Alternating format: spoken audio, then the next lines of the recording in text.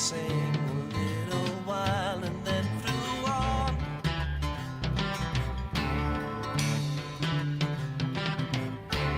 Tell me all that you know, I'll show you snow and rain.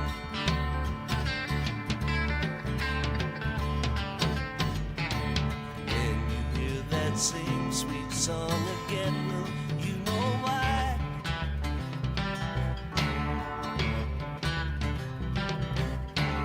Anyone who sings a tune so sweet is passing by.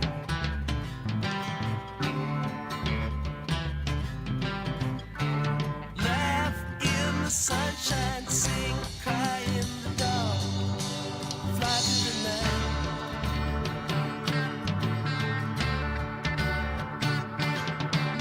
Don't cry now. Don't you cry. Don't you cry anymore. La la la la. Sleep in the stars. Don't you cry.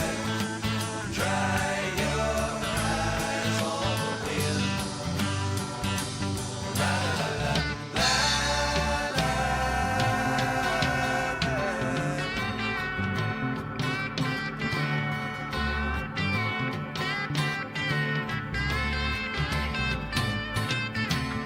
All I know is something like a bird within her sang.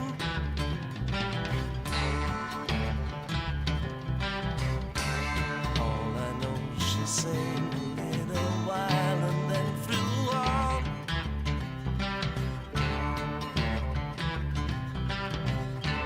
Tell me all that you know, I'll show you snow and rain.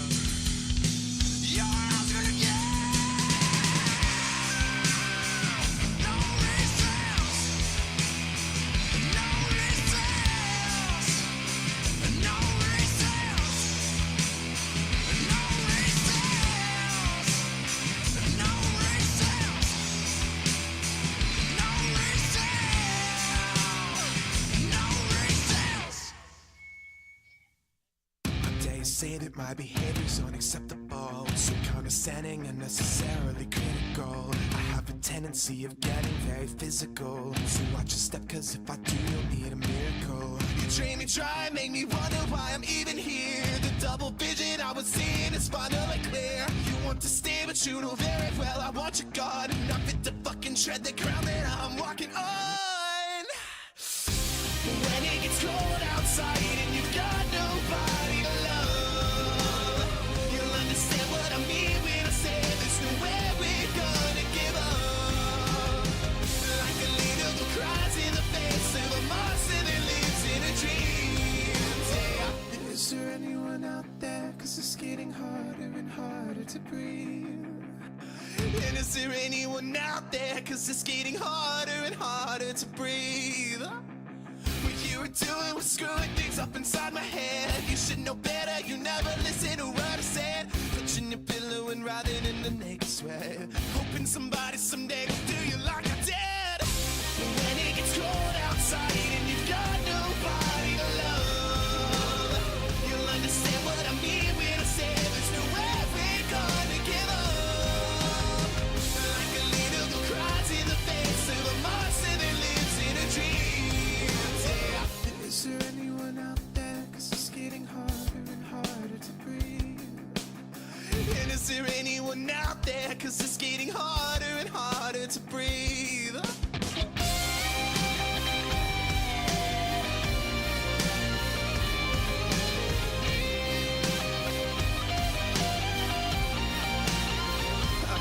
Does it kill? Does it burn? Is it painful to learn that it's me who has all the control?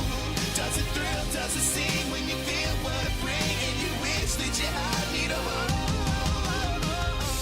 When it gets cold outside and you've got nobody to love, you'll understand what I mean when I say there's nowhere we're gonna give up. Like a leader who cries in the face of a monster that lives in a dream. Yeah. Is there anyone out there? Cause it's getting harder and harder to breathe. And is there anyone out there? Cause it's getting harder and harder to breathe. And is there anyone out there? Cause it's getting harder and harder to breathe. And is there anyone out there? Cause it's getting harder and harder to breathe.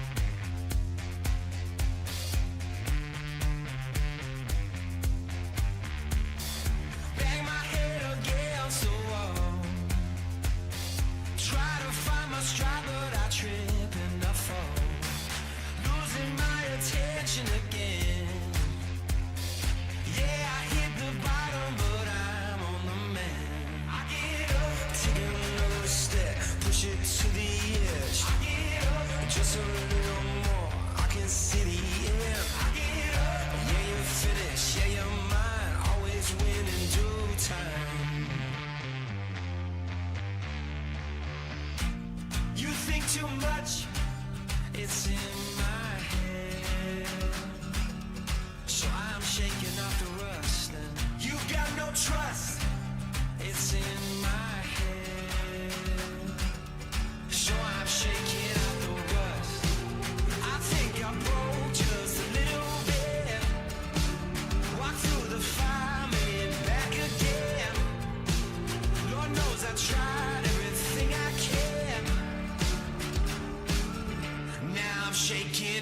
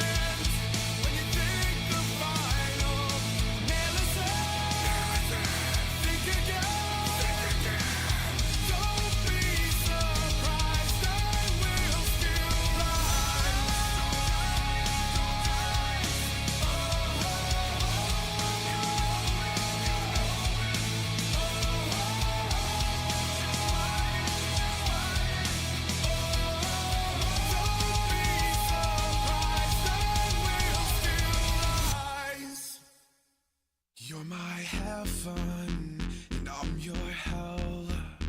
She's my weapon, and I can tell you're falling. I'm not here to sell. Get off my level and in my spell. It's just a masochistic love I've got to push under your shove. It's not the anger in your heart and in the pocket from the start.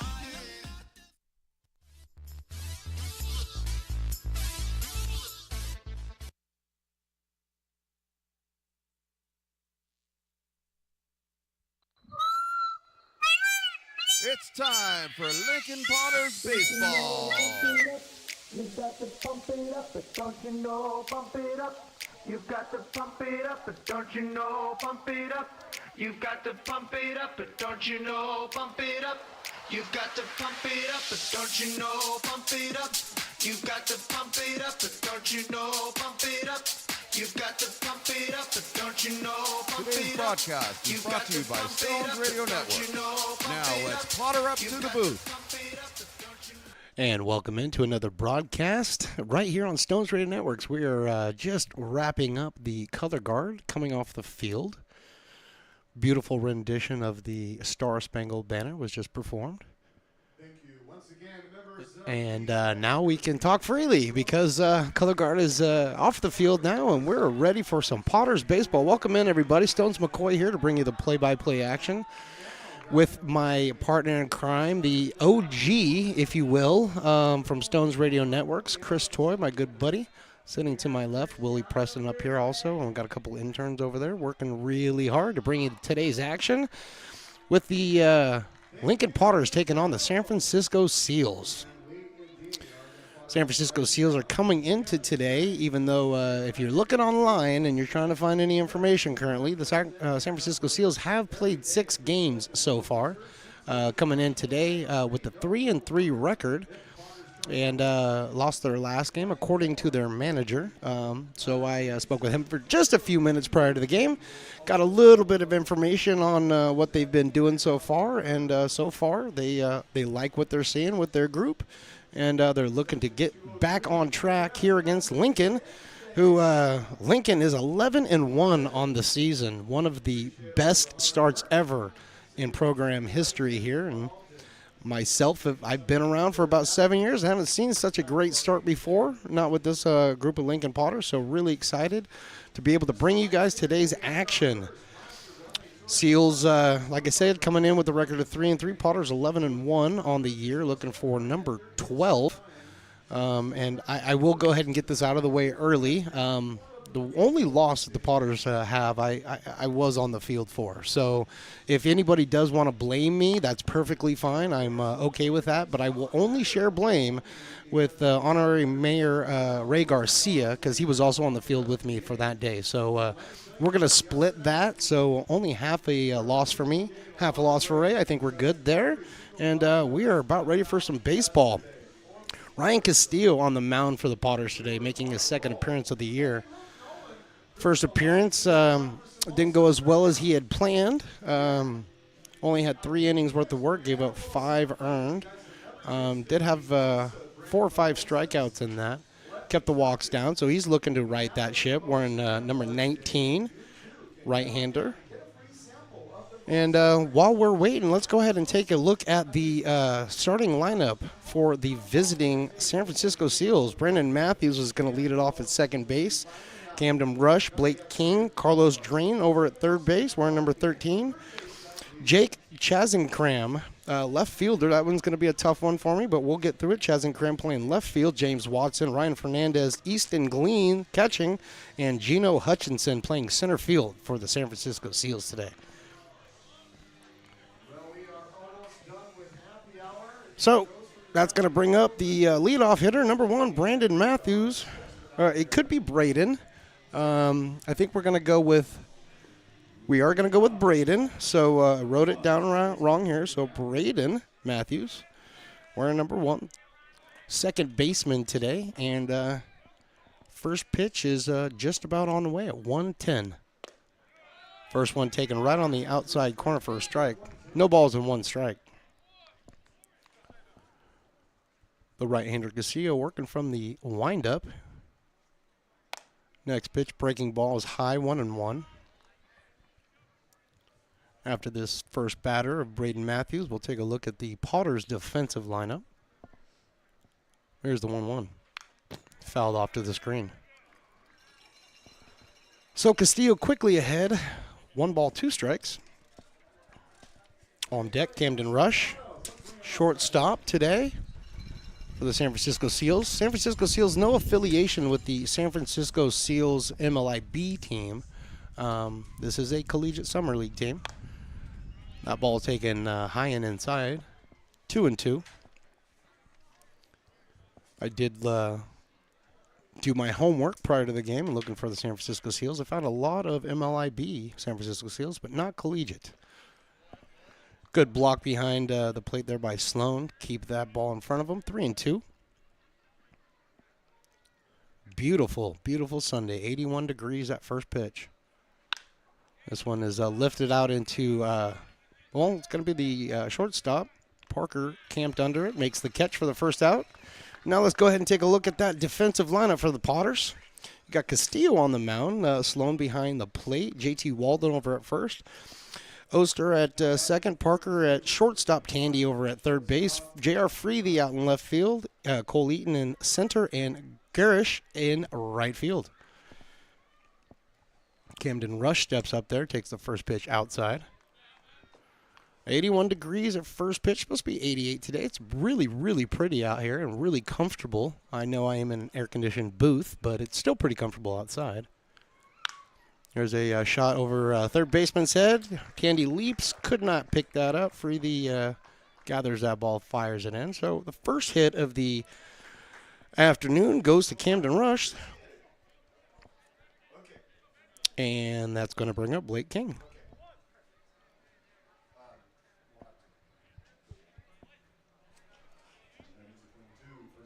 So Camden Rush over at first base. First successful hit of the afternoon for the San Francisco Seals. And this is a line shot right up the middle, picked up by Parker. Flips over to second outside of Oster. He was unable to grab that. That's going to be I'm going to go ahead and give that an E6. That's going to let Camden Rush get over to second base. Blake King reaches safely, and that's going to bring up Carlos Drain. Carlos Drain wearing the number 13. San Francisco Seals colors. They got the gray bottoms on, the black, gray, and light blue tops. I don't have an opinion. First pitch is taken right down the middle for a strike. No balls and 1 strike. Oh, boy, and somebody has brought some cookies. These are beautiful. I got so much food to talk about today. We'll get to it eventually, but boy, those look good. This one is chopped down to third base. Tandy picks it, steps on third for 1, fires over to first, 2, and that's going to end the inning. So after half an inning complete here, Potters have no runs, and neither do the Seals.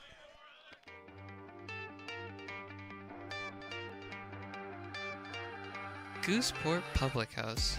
We have sports on 10 big screen TVs, 23 beer taps with classics and crafts, a full bar with creative craft mixed drinks, live music, and most importantly, great fresh food. In downtown Roseville off Vernon Street, only 15 minutes from the ballpark. See ya at Gooseport.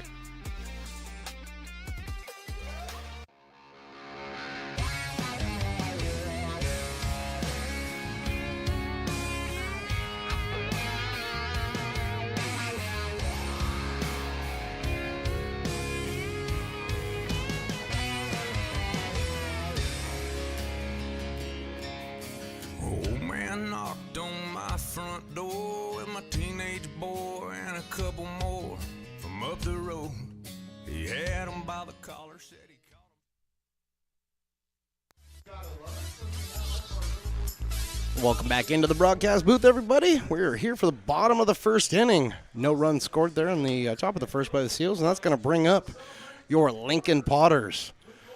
Potters coming into today, again, 11-1. Bats have been really hot. There's A lot of positive energy going around in that dugout right now, especially because some of the Potters wins over the last week and a half or so, they've been come from behind wins. You know, it's been tough sledding in the first couple of innings for the Potters to get runs up on the board or to keep the other team off the board. And so far, top of the first went exactly the way the Potters would have drawn it up. And we are now here in the bottom. J.R. Freethy, the left fielder for the Potters, is going to be leading off. Let's take a look at that lineup for the Potters. J.R. Freethy, like I said, left fielder. Cole Eaton coming in batting 300, playing center field. J.T. Walden. Jake Tandy, 526 on the year, third baseman. Sean White, not the snowboarder, but the player, DHing today. Sloan, Parker, Trip Garish out in right field, and T.J. Oster at second base. And they are going to face Seals pitcher, number 26, Dalton Alford, who we were told was Dalton Alford Simpson, but Simpson was the college that he went to. So it's just Dalton Alford. And he's ready for his first pitch of the afternoon. And that catches the plate right on the corner for a strike. J.R. Freethy coming in, batting 353 on the year. Really, really nice putting the ball into play this year. There's a curved ball taken there for a strike. Quickly behind in the count, 0-2 is J.R. Freethy. Cole Eaton standing up on the on-deck circle. But Freethy, the left-hander, standing in there ready to get this thing going for the Potters. Alford delivers. That's outside. Easy take. Yeah, we have all kinds of great food. Got a huge shout-out to the Parking Lot Potters, Don, TJ, all those lovely guys down there. We're grilling today. And, boy, wait till I tell you what's on the menu right after this 1-2 pitch. Outside 2-2. So there's nothing like some smoked grilled salmon, okay, to start your morning, all right, or afternoon, depending on when you woke up. But, boy, the Parking Lot Potters, they know how to grill it up. They've got this, like, spicy chutney sauce on top of it. Oh, man, it's good. 2-2. Outside, ball 3. Missing with that breaking ball is Dalton Alford. So, J.R. Freethy working himself right back into this at-bat. 0-2 to 3-2. Alford from the windup. That's outside, ball 4. Good take. Freethy reaches base. First Potter to do so today. It's going to bring up Cole Eaton, wearing the number 3, right-handed batter. Center fielder who covers a ton of ground out there. And after this first pitch, we'll go ahead and take a look at the defensive lineup for the Seals. But right after Alford delivers his first pitch to Cole Eaton. This one is grounded right back to the pitcher over the top of his head. Picked up by Matthews, tagged second, tagged the runner, Freethy over there at second base, and throws it over to first for the out. So that's a double play. That's going to be a 4-3 unassisted double play. So that's going to be J.T. Walton. Let's take a real quick look at that defensive lineup. You got Alford on the mound, Glean behind the plate. King, Matthews, Rush, and Drain from right to left. Left field, Chasenkram, Hutchinson in center, and Watson in right field. So 2 down here, bottom of the first. Alford's pitch to J.T. Walden, the big left-hander, the guy who walks in here, hits 2 home runs, sets the bat down, walks downtown Lincoln, and starts getting free food every business he walks into. That misses outside. Should be 2 balls and no strikes. I'm going to remind you, if we can throw that QR code up on the screen, friends of McBean are we're desperately looking for some money. Get that scoreboard replaced out there. So scan that QR code on your screen and feel free to donate. Help us out. Got to get a new scoreboard. Here's the 2-0 pitch. He missed with that breaking ball. Just trying to spin that break ball. So far, Dalton Alford has yet to find the zone with that off-speed pitch. And he's behind the count quickly to J.T. Walden, 3-0. Wonder if he has the red light or the green light right here. He had the red light because that was way outside, ball 4. So Alford starts off walking 2. Had the defense behind him, picked him up, and got him a couple of outs. But back to where we were when we started the inning. Runner on first. Now we have 2 down. Bringing up number 15, Jake Tandy. Jake Tandy just tearing it up here in Lincoln. Loving every second of it. 5:26 coming into today. Hanging out over at third base. This one's fouled out to the right. 0-1. JT Walden being kind of held on over there by King. Not traditionally, not in the traditional stance of holding him on. He's 2 or 3 feet off the bag, but in front of the bag. Keeping Walden close. Here's the 0-1 pitch. This one's drilled right up the middle. That's going to be down for a base hit. Jake Tandy with his first hit of the day and the Potters' first hit. Now we got Potters on first and second. Bringing up, like I said, Sean White. I hadn't heard anybody say anything about this yet, but Sean White is one of the best Potters players we've ever seen. And that's not just because his name is the exact same as Olympic gold. I know it's spelled differently, but Olympic gold medalist and I don't know how many time X Game champion Sean White. But I bet you they know each other. I bet you they do. Sean White stands in there, takes that one high and inside for a ball. Yeah, I was going to say they probably get together at the annual Sean White Comic-Con thing, where everybody shows up and they all look like Sean White. Oh, we got a Sean White from Astral Air Design. I'm just finding out. And that's the guy who keeps us comfortable up here. So, I mean, it's extremely important. Sean White took that pitch. That was a strike 1-1. And they all hang out together, mostly during the summer here in Lincoln. Foul tip. Back into the glove. Gleen's able to hold on to that. Alford ahead. 1 ball, 2 strikes. Shown the DH today. 375 on the year. Looking to drive in at least 1 here. And there's a little shot out to second base. Matthews picks it up. Fires over to King at first base, and that will end the inning. So after 1 complete here in Lincoln, we have a score of 0-0.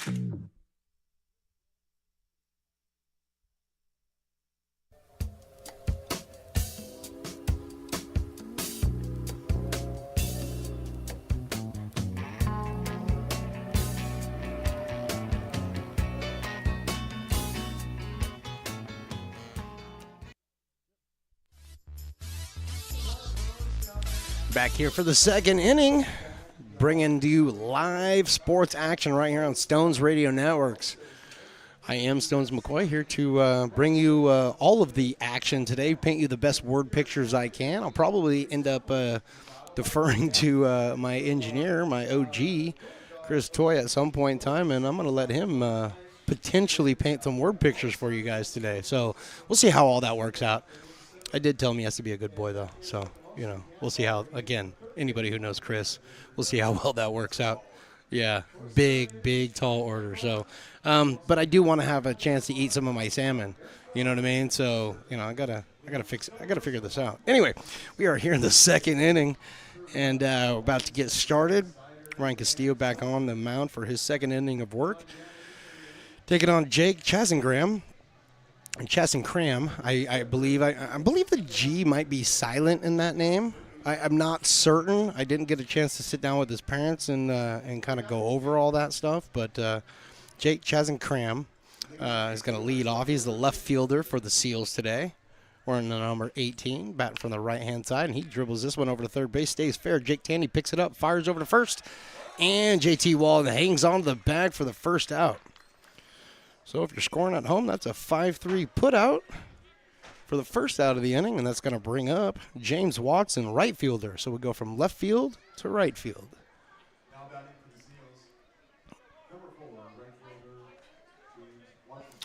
Thanks for joining us on a beautiful Slice Sunday. Slice Sundays every Sunday here at the ballpark. And it's also Military Appreciation Day every Sunday. So appreciate you joining us here on the broadcast. If you are in the stadium and watching, that's even better. But if you're at home, no big deal. Just make sure you tune in. And if you're following the Lincoln Potters YouTube, make sure you follow also the Stones Radio Network's YouTube, because if we ever have issues on one, the other one will always be running. So that way you're doubly covered and you'll never miss the action. Not exactly sure what the umpire went out there for, but after that first pitch, it was outside to James Watson. We are ready to go. And did he go around? And are we going to even ask? We're not going to even ask. Okay. Not necessarily agree with that one, but I would have at least asked. High for ball 2, 2-0 to James Watson. That one's down low for a strike. Oh no, that caught the zone. I see it. That caught the zone. Pumping it up there around 88, 89 miles an hour. Castillo throws that fastball right by him at 88 miles an hour, evening up the count at 2-2. On deck, number 11, Ryan Fernandez, the DH. Paying close attention to Ryan Castillo. That pitch is outside. We got a full count. I believe the first full count of the afternoon. No, second one. Boy, I'm not thinking, am I? Castillo was not sold on that pitch, so he steps off. He's ready to go. 3-2. Down to the dirt ball 4. Gets away from Sloan, but absolutely hustling after that is Sloan. So there's the first walk of the afternoon issued by Ryan Castillo, with one down here, and Ryan Fernandez coming up. Andrew Sloan, catcher for the Lincoln Potters, he's been back there quite a bit. Played a really, really nice position back there, and he's handled the pitching staff extremely well. So very impressive, especially when you're talking about a bunch of guys who most of them don't know each other, just met recently. So it's not an easy thing to do for a catcher. First pitch to Fernandez is fouled out of play to the left. Looking down to the Piper's Kids Club. By the way, just so we all know, the Piper's Kids Club, where the bounce houses are, it's presented by UC Davis Health. Yeah, it's the UC Davis Health Piper's Kids Club, just so you guys know. Throw over to first. He slides back in there safe. Yeah, I know, Phantom, he talks about the bounce houses and the maze course or whatever. But I want to give props to the people who are sponsoring that. That pitch taken on the outside corner for a strike. So quickly ahead, Ryan Castillo, 0-2. But yeah, Piper's Kids Club brought to you by UC Davis Health. Just let you know. 0-2 is taken high and outside for a ball.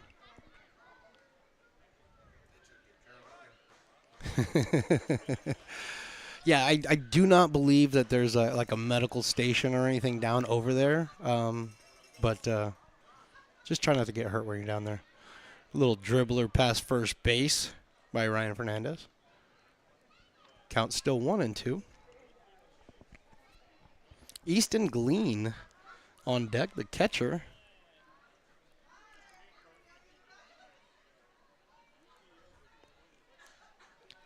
Been taking a look around the around baseball, the whole landscape of baseball. We'll talk about that here in a little bit. This one's fouled off to the left.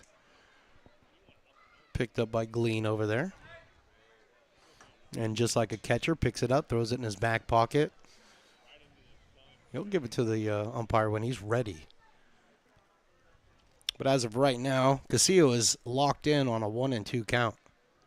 This is a hit out to second base. Oster, nice reach, fires over to JT Walden at first. for the out. Moving over to second base is James Watson. But that's the second out of the inning with the runner now at second base. Easton Glean coming up, the catcher. And just like I said, the catcher put that ball in the back pocket, and he knew it was his turn, so walks over to the umpire, gladly hands him that ball. Here's a pearl for you, sir. Thank you for your troubles. He digs in, and he's ready to rock and roll. Slight breeze blowing out from right to left right now. Nothing serious, though. First pitch by Castillo is on the inside corner for a strike. 87 miles an hour. Castillo out of the stretch now. Nobody's holding Watson on over there at second base. Nice breaking ball, just missed. Threw that down there around 70 miles an hour, so 88 to 70 miles an hour. Nice little 18 mile an hour difference there. Keeping the hitter off balance. Here comes a 1-1. Ooh. High and inside, and Easton Glean, he gets hit by that pitch. No intention there at all. But high and inside, caught him on the shoulder. And, yeah, he's a catcher. That didn't bother him at all. Like, touched by a gnat. And what'd that come in? 86? That's it? Try 106, you want to do any damage. But now the Seals have a little bit of action going on. Runner in scoring position out there at second base and James Watson. Easton Glean now over at first base. Potters do have two down here. Playing the defense back. Outfield pretty much straight away. Little shading to left center. First pitch to Gino Hutchinson, the center fielder for the Seals, is down there. 86 mile an hour, strike one. Gino Hutchinson, the dog batter of the dueling dogs batter of today, not the dog batter. I got dogs to my left, dogs to my right. My dogs are hurting. 1-1 count. Again, we need that scoreboard. We're not going to flash it right now, but we will do it again. That scoreboard's too slow, man. We need a new scoreboard, Friends McMean. Beautiful block back there by Sloan. Way to get in front of that ball, keep it in front of him, holding the runners first and second. Ryan Castillo now behind in the count. 2 balls and 1 strike. Trying to get the dueling dogs better on so we can get 50% off dueling dogs for the remainder of the inning. And that's a beautiful fastball. Right down Broadway, 86. He's sitting about 86 today with the fastball.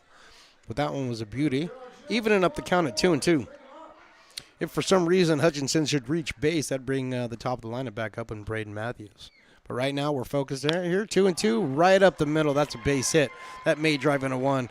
Eaton gets to the ball. He fires it home. Beautiful throw, and just a little bit late. Sloan grabbed that. Beautiful toss out there by Cole Eaton, but unfortunately about half a second too late. Gino Hutchinson with a single driving in a run. And James Watson scores. Moving up to second base on the play is going to be Easton Glean. And again, coming up to the top of the lineup would be number 1, Braden Matthews. Popped out to shortstop, thanks to my engineer telling me what happened because I totally blinked on the first play of the game. This one's hit out to shortstop. Parker's right in front of it. Fires over to second base for the out. And that's going to be the end of that. So 6-4, and the Seals leave 2. And we will be back with the bottom of the second where we have a score of 0-0. When it comes to your home's maintenance and repairs, Jeffers Resource Group has you covered. Our handyman services offer a comprehensive range of expertise, from minor carpentry to drywall, electrical and flooring for property managers, landlords, and renters alike.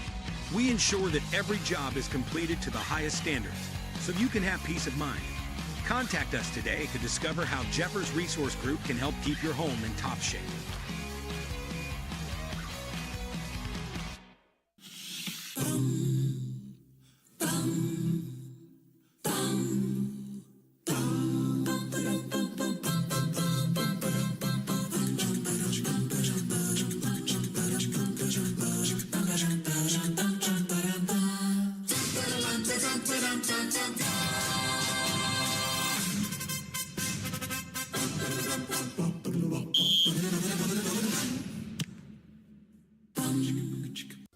Potters fans, want to keep restoring and renovating historic McBean Stadium? Now you can become a member of Friends of McBean. Annual membership start at $50. Get a 4th of July Potters t-shirt and 4 Potters tickets. Become a member now at friendsofmcbean.org. Back here in the top of the second inning as the Rockland Pony A's just, if anybody's ever watched this broadcast before, you know that the Rockland Pony A's just smoked Piper around the bases. Not even close. Piper's limping on both sides. I think he's pulled both peacock hamstrings. And we got a couple other guys that they're helping each other out, right? You know, that is teammates, okay? That's real teammates. They're going to be friends for life right now, okay? Let me just tell you that right now. Bottom of the second inning here. I did not, and I apologize, give Seals their run there in the second inning. So let me start over. Seals lead this now 1-0. They lead that on the single by Geno Hutchinson that drove in James Watson there in the the top of the second inning. Now the Potters are going to come up and they're going to try to put one back and get that back and add some more. Dalton Alford out there for his second inning of work. Giving up 1 hit and 2 walks in the first. And, so all kinds of fun stuff. All you fine folks out there, I know if you're enjoying this game, you probably enjoy a lot of the college baseball that's going on right now. Clemson and Florida are currently playing top of the 6th. Florida's got a 5-4 lead over Clemson in that one. And currently Florida leads that series 1-0. So Clemson's got to win today to force a Game 3 in the Super Regional there. Georgia over NC State today. And now that series is tied up 1-1. So lots of good college baseball. But we got better baseball right here in Lincoln. Alford fires that first pitch is inside and low for a ball. My engineer is cracking me up, and he should know better than that. That's not professional. But we've never really been professional. 0-1 pitch. That's in there for a strike, 1-1. Andrew Sloan leading off for the Potters, the catcher. Coming at 286, absolutely. I'm going to pose for a picture. And you betcha. I'm here for the fans. Andrew Sloan pops this one up. This is going to be short left field. Coming in as the left fielder, Chazin Graham. And Crammon, he's able to make that catch for the first out in the inning. That's going to bring up Cade Parker. So Evansville and Tennessee play tonight. They play actually about an hour and a half or so. Evansville with a huge win yesterday to beat Tennessee, tying that series up at 1 apiece. So that's going to be a big one. First pitch to Cade Parker is just a little bit inside, hitting him off the upper thigh, and I'm being hit by my So now I'm being hit by my engineer. I thought we were professional. I thought we did things a certain way, but I mean maybe he forgot. But Cade Parker hit by that pitch. And I was hit in my foot by my engineer. So we've both been hit, and now Trip Garish is going to come to the plate. Left-hander batting .500, playing right field. Standing in their slightly open stance. That one's taken on the outside corner for a ball. Just off the plate, about 4 or 5 inches, but from up here it looked a lot closer. Trip ahead in the count, 1 ball and no strikes. There's a fly ball out into right field. Watson is hanging out right underneath it. He's able to camp underneath that, make a catch. Cade Parker scuttling back to first base. Second out of the inning. It's going to bring up TJ Oster. TJ looking to really get things started. He's been playing a tremendous second base out there and looking to get that batting average up just a little bit higher. He can do such right now with a runner over there at first and Cade Parker. Potter's second baseman stands in there. Straight up stance. Dalton Alford from the stretch fires over to second base, or first base, excuse me. Cade Parker's back.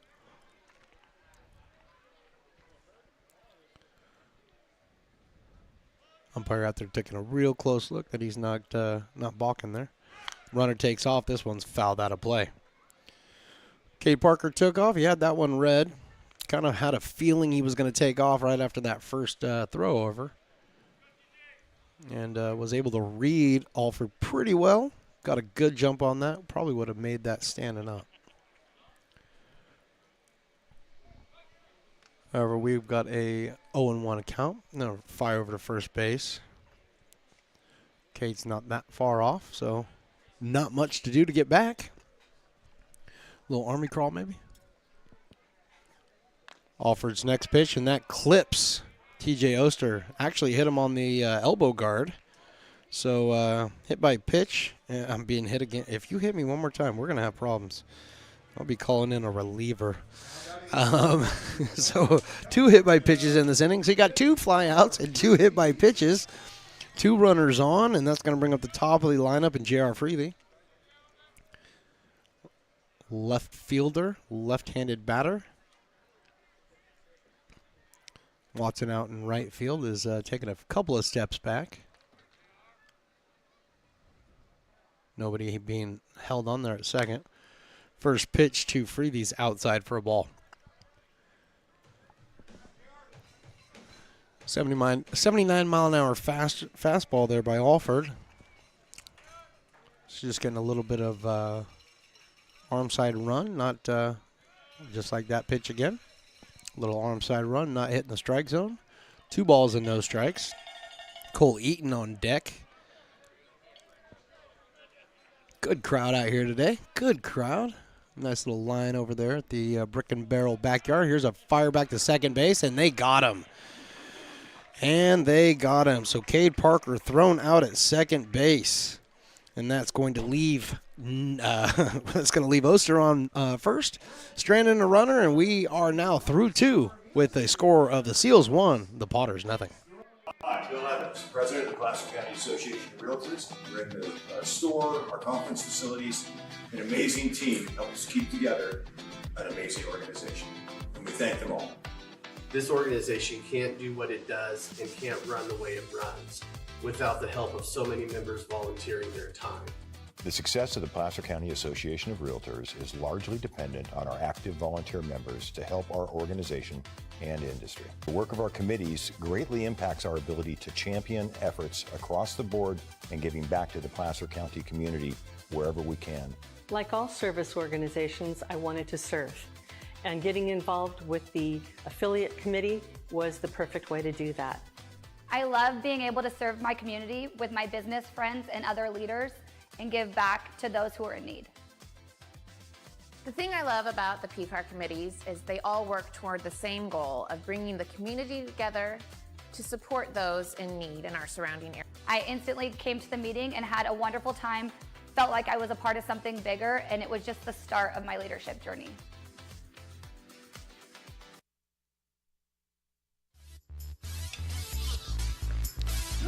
Back here in the Sky High Broadband booth, Stones McCoy here with my engineer to my left, Christopher Toy, working all the camera angles and graphics and all that fun stuff. Got the axe toss going on right now. I wasn't paying any attention, but I'm sure it went well. I didn't see Piper get one in the beak, so I think everything went well today. Beautiful pictures, by the way, being presented to you by Christopher Toy. And I want to just remind everybody, coming up on the schedule for your Lincoln Potters, you got the Fresno A's coming in for 2 on the 11th and 12th. Tickets still available. Please, LincolnPotters.com. Head on over there and grab your tickets. Potters are always off on Mondays, so don't worry about getting tickets on Mondays. But Tuesday, Wednesday, we're ready for you. Thursdays and off days. And then the honors come in on the 14th and the 15th. So, LincolnPotters.com, grab your tickets, and head on out to a ball game. Come visit us. We're having a lot of fun out here. Ryan Castillo with his first pitch is in there for a strike. He's facing Camden Rush. Camden Rush takes that pitch outside, evening up the count at 1-1. The shortstop for the San Francisco Seals. Speaking of Seals, you know, there's a big thing coming up here pretty soon. Yeah, and this is a line shot right out to second base. Nice pickup by Oster on the one hopper over to JT Walton for an out. So there's the first out in the top of the third inning. It's going to bring up Blake King, the first baseman. Reached base on an error in the first inning, and I actually did not, I didn't consult anybody. I just gave him an error. I think general consensus was it was an error, but I didn't ask. I just did. Great block back there by Sloan. Ball in the dirt. So, yeah, you know, San Francisco Seals, the San Francisco Giants, a team that I know pretty well. I enjoy on occasion. Castillo's 1-0 pitch. This one's grounded over to third. Right past a diving Jake Tandy into left field for a base hit. Second hit of the afternoon for the Seals. Actually, third hit of the afternoon for the Seals. I was going to bring up Carlos Drain. So, yeah, the San Francisco Giants are going to be playing a commemorative game this year honoring the Negro Leagues. And they are going to be rocking the San Francisco Seals uni. I'm excited, and you should be too. You really should. Slow, nice block back there, keeping it in front of him. Ryan Castillo is behind 1-0. So yeah, it's beautiful. They just released the hat, and it's pretty. This one's a check swing fouled off over to the right side. Yeah, they just released the hat. What's cool about it is, so if you know anything about the way that all played out, the Seals had a uniform that actually had a little cub on it, and yeah, some people talked about that. Oh, nice line drive over to right or to third base. Jake Tanny almost had that on the backhand, but another single for the Seals. Putting runners on first and second. One down here in the top of the third. But yeah, so they just wore this navy blue hat. With that uniform for years, they just wore the navy blue hat. No insignia on it. And because of this game that they're going to be playing, they released the hat, and guess what? They put the seal on the hat. So now there's the seal on the hat, which is it's pretty cool. I think it's pretty cool. First pitch is down low for a ball. It probably a seal cub, but I'm not really good with mammals, so yeah, my biology sucks. Here's a little shot out into right field. Garish is gonna have to come in, makes a beautiful running catch right there at the shoe tops. Garish flying in, making that catch. Second out of the inning. And now with two down, that's going to bring up James Watson. Walked in the second inning. Came around to score. He was driven in there by Geno Hutchinson. That's how the Seals have a 1-0 lead here. But Castillo's pitching well. Got two down here with two runners on. Looking to get out of this unscathed. First pitch taken somewhere for a ball. A little bit low, I guess. Added a mile an hour on that fastball, 87. Ryan Fernandez on deck, the DH. Check swing over to the left side. Evening up the count at 1-1. So, yeah, I know there's probably not a lot of San Francisco Giants fans listening to this particular broadcast, but I thought that was pretty cool. I thought it was neat, something I wanted to share with everybody. And, again, there is no affiliation between this Seals club and that Seals club. 1-1. Beautiful breaking ball right there for a strike. Castillo getting ahead now, 1-2. 71-mile-an-hour curveball. Kind of a 12-6 curveball there.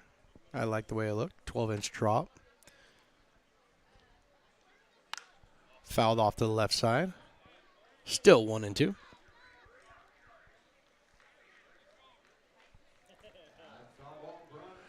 Jeffrey, the kind of shading the left center field gap, kind of giving up the line. Same thing over in right field with Garish, giving up the line a little bit. Here comes the 1-2. This one's fouled right off at the plate. The right fielder, James Watson, for the Seals comes over, picks that up.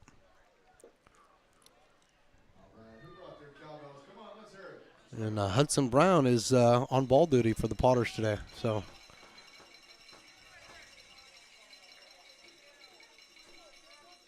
here comes the 1-2 pitch from Ryan Castillo. Strike 3. First strikeout of the day for Ryan Castillo. And after 2.5, we are a score of the Seals 1. Potters come back.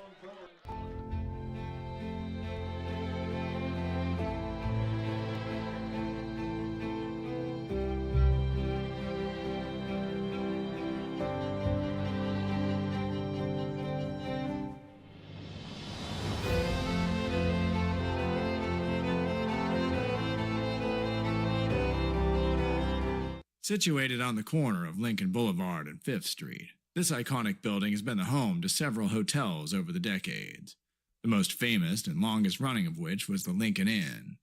Having undergone several renovations and architectural changes, this building is the current home of Old Town Pizza, which boasts not 1 but 2 floors for your dining enjoyment, including open-air seating on the roof.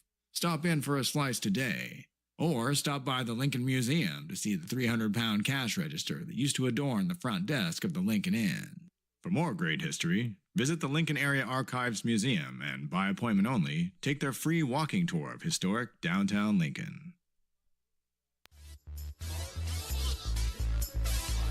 Back here for the bottom of the third from Memorial McBean Stadium. I could never say that. You know how many times I tried to say that? It's hard. Memorial McBean Stadium, but we are here from the Bean, as I like to call it. And we got a good one in front of us right now. San Francisco Seals have a 1-0 lead. Third baseman Drain trying to make backhanded catches right now. Not sure that's the way you want to warm up. Don't you normally warm up the way you play? Yeah, okay. There are questions that I have, okay? I am a reporter, and all I'm doing is reporting what I'm saying.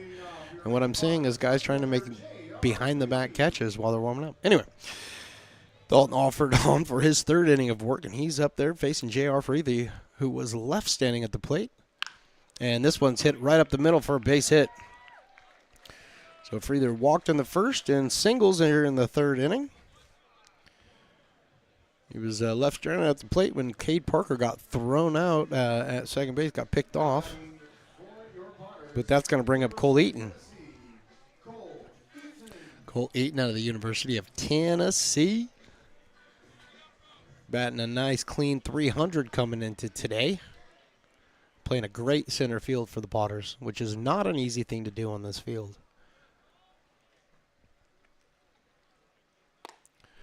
Alford's first pitch is right over the inside or the outside part of the plate for a strike.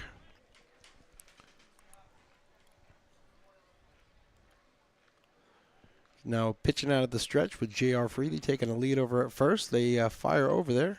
Ball gets away from King, but everybody's safe and nothing to do. So we'll reset and do that again. No balls and 1 strike on Cole Eaton. JT Walden on deck. Throw over to first base. Freely back, no problem. That's 2 disengagements. You can't do it again. Wait, no, you can. This is Summer League Baseball. You can do that. And he takes off, just like we talked about earlier. In the same situation, same thing happened. Cole Eaton fouls that ball off. J.R. Freely timed that, took off. Would have had that probably standing up. But he has to return to first base because of the foul ball. And now we have an 0-2 count on Cole Eaton. Right-handed batter in a bit of a crouch.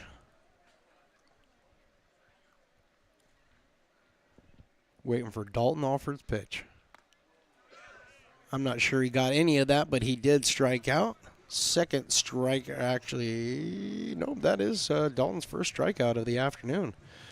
So Dalton gets his first K of the afternoon, bringing up JT Walden. First baseman for your Potters today. Big left-handed batter. 417 on the year. And when you got a runner on first base and JT Walden up there, I think you have a runner in scoring position. I'm just going to say that. Alford throws over first, trying to keep Freely close. Does it again, 2 disengagements. The pros wouldn't. He gets second base for free. He didn't get him. So, yeah, go ahead and go over to first base, Freely. That's, wrong game. Oh, yeah. Oh, almost got him. Yeah, so he was, you could see it too. Again, this is the second time we've seen him do this. Reading on that after that second throw over, and he almost got caught leaning there. Freely all the way out to the grass. JT Walden waiting for his first pitch. There it is, high and outside for a ball. Dalton Alford's kind of in he's in a pickle here because he's got one of the Potter's hottest hitters at the plate right now, and he's got one of the Potter's fastest players on first base.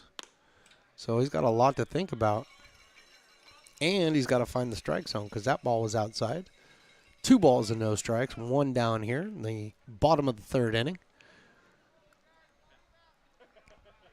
Just a beautiful day for some baseball.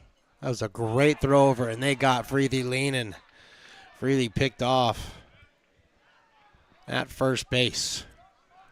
And he was leaning. You could see him leaning. He really, really wanted to go. So that's the second pickoff today by the San Francisco Seals, playing really good defense. Walden takes that one right at the top of the zone for a strike, 80 miles an hour. Alford back now out of the windup with nobody on. Ball's taken outside. Easy take for JT. 3-1. 1 down here in the inning. You got to wonder, or excuse me, 2 outs here in the inning. You got to wonder if JT Walden is going to get a green light here on a 3-1 count. And he didn't really need it because that was an easy take for ball 4. Walden is walked twice today. So the Seals must have done their homework, and they realized that JT is not somebody you want to mess around with. You know? But guess what? It doesn't get any easier after JT because Jake Tandy, he's got a propensity to hit the ball over the fence too. And he's going to step up to the plate, coming in with his .526 batting average on the year. Single in the first. And a little shot over to shortstop. Shortstop climbs the ladder. Ball bounces out of his glove, and he's able to secure it for the 3rd out of the inning. So, through 3, we have a score of the Seals 1, Potters nothing. American River College is a top-tier community college sports program that provides student-athletes with the opportunity to thrive both athletically and academically. ARC Athletics is currently ranked 5th in the state and 2nd in Northern California. With over 19 sports programs, our athletes compete with the region's best athletes. Our diverse and dedicated coaching staff helps athletes develop the skills necessary to compete at the next level. Start your community college athletics journey with us. American River College, Sacramento's best athletic program. Go Beavers.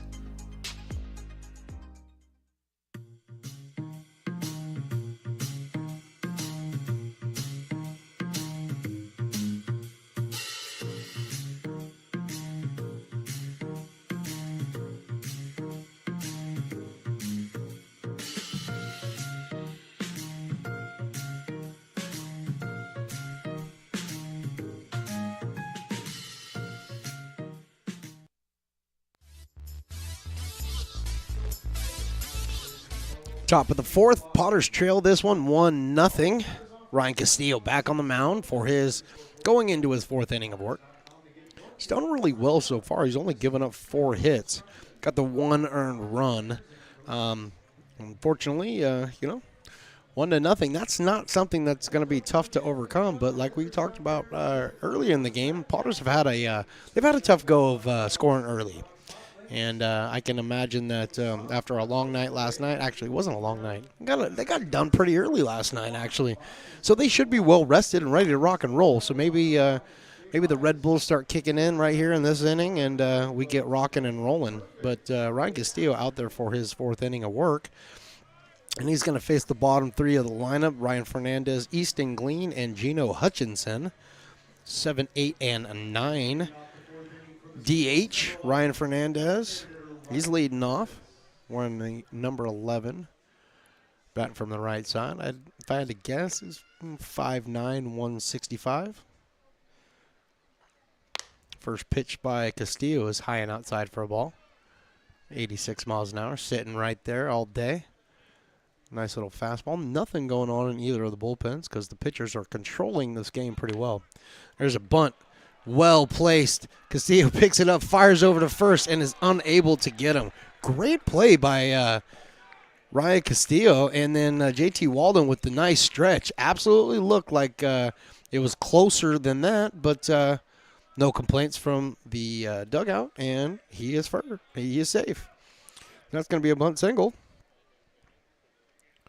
And I always write down bunts, just, because they're unique, especially nowadays. I grew up where, you played a lot of small ball, and small ball is not played anymore. So impressive bunt by Ryan Fernandez, the DH. You don't expect that from your DH, generally speaking, but runner on first now for Easton Glean, the catcher. Wide open stance from the right side. And a big swing and a miss on that 86-mile-an-hour fast. I'm just going to stop telling you the speed because I just keep repeating myself. So, I mean, if there's anything you've ever wanted out of a pitcher, it's consistency, and Ryan Castillo has it. Big lead for Fernandez over at first. He's not going anywhere. Nice block there by Sloan. Keep the ball in front of him. 1-1 is the count. Got the misters going on down there at the Brick and Barrel backyard. And we got a big old screen TV out there, so you don't have to miss the action when you're standing in line for your beers. It's a good thing. It's a real good thing. Foul ball. 1 ball, 2 strikes. Gino Hutchinson on deck, center fielder for the San Francisco Seals. Waiting his turn at bat, but right now, Easton Glean. This is a shot out to shortstop. Parker picks it up, throws it over to Oster for 1. On to JT Walden. 2. Nothing like a 6-4-3 DP. Bring 2 outs into the bottom of the 4th inning. Bringing up Gino Hutchinson.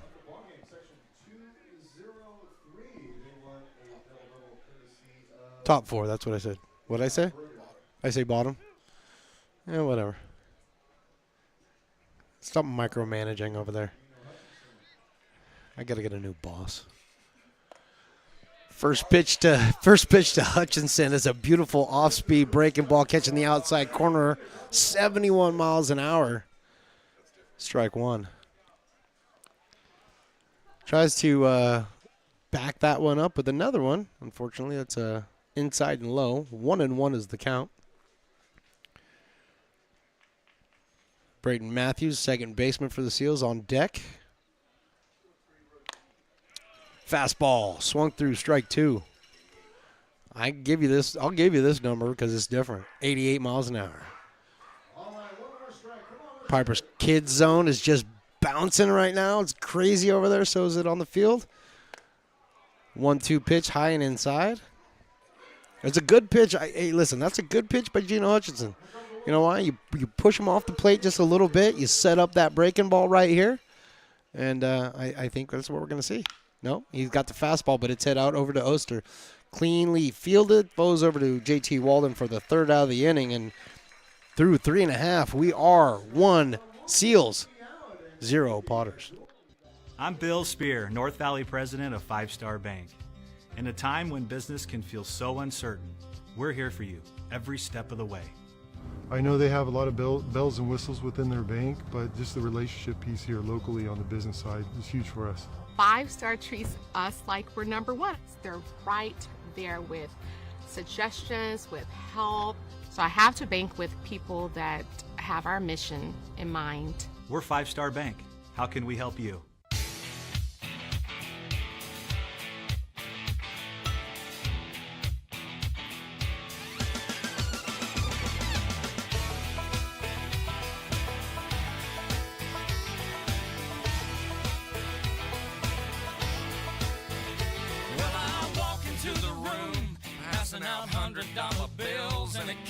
thrills, and it thrills like the horns on my Silverado grill.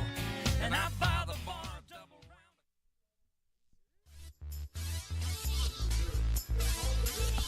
Welcome back to the broadcast, everybody. Bottom of the fourth inning.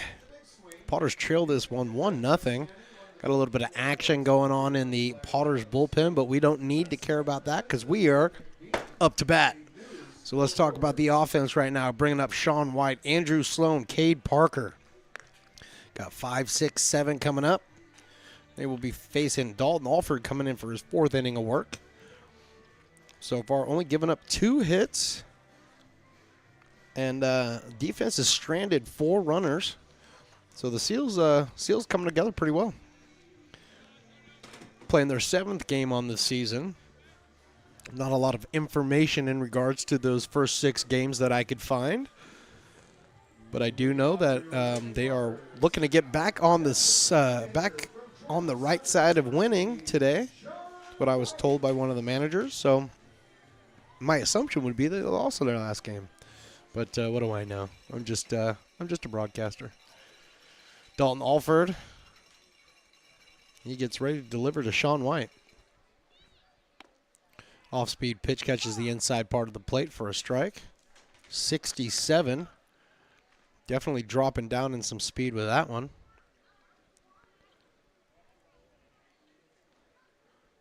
Here comes the 0-1 pitch. I took another mile an hour off of that and unable to find the zone. 1-1, Sean White. 375 on the year.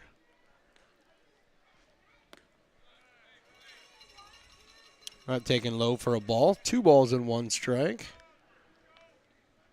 Just looking, just looking. There we go. Niceville, Florida. Georgia Southern University. I knew I could find it eventually. Niceville, Florida. That's one of the ones that Phantom really likes, huh?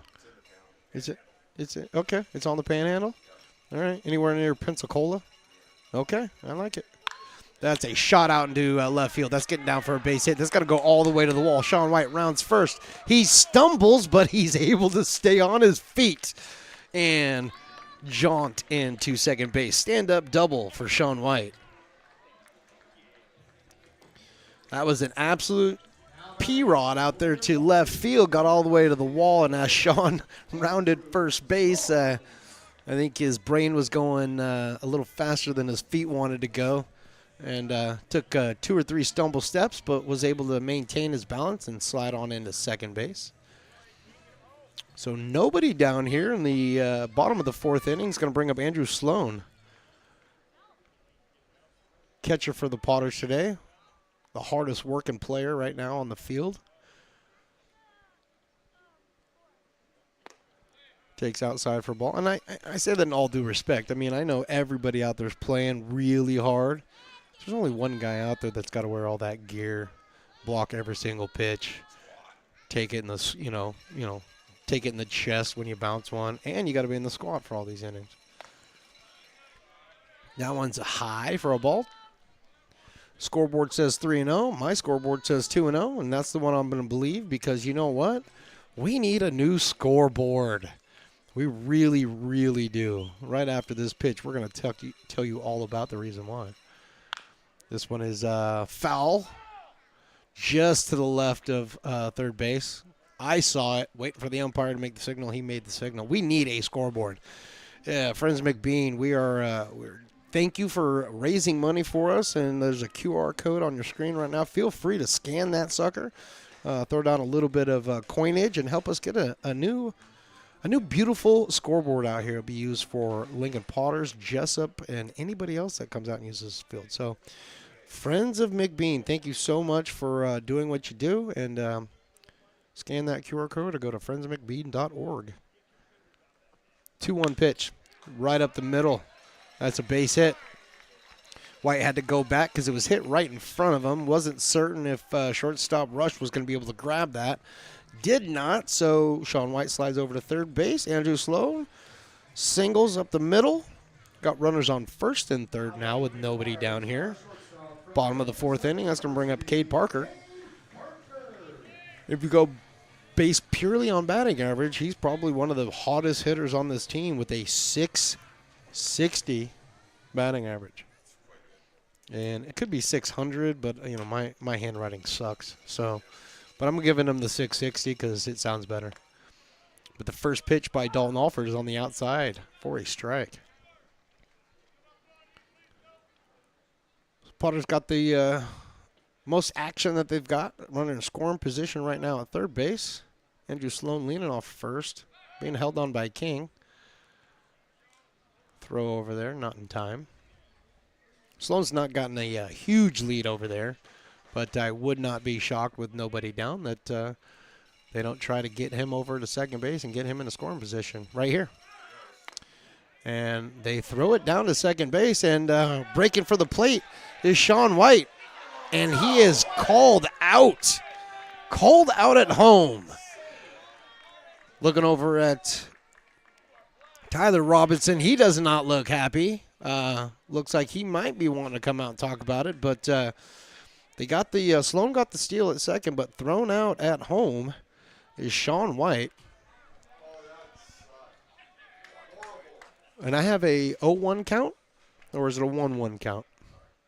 It is a 1-1 count. That's what I thought. 1-1 here to Cade Parker. And Cade did not like that ball, so he hit it foul and far, and wants him to have a new baseball.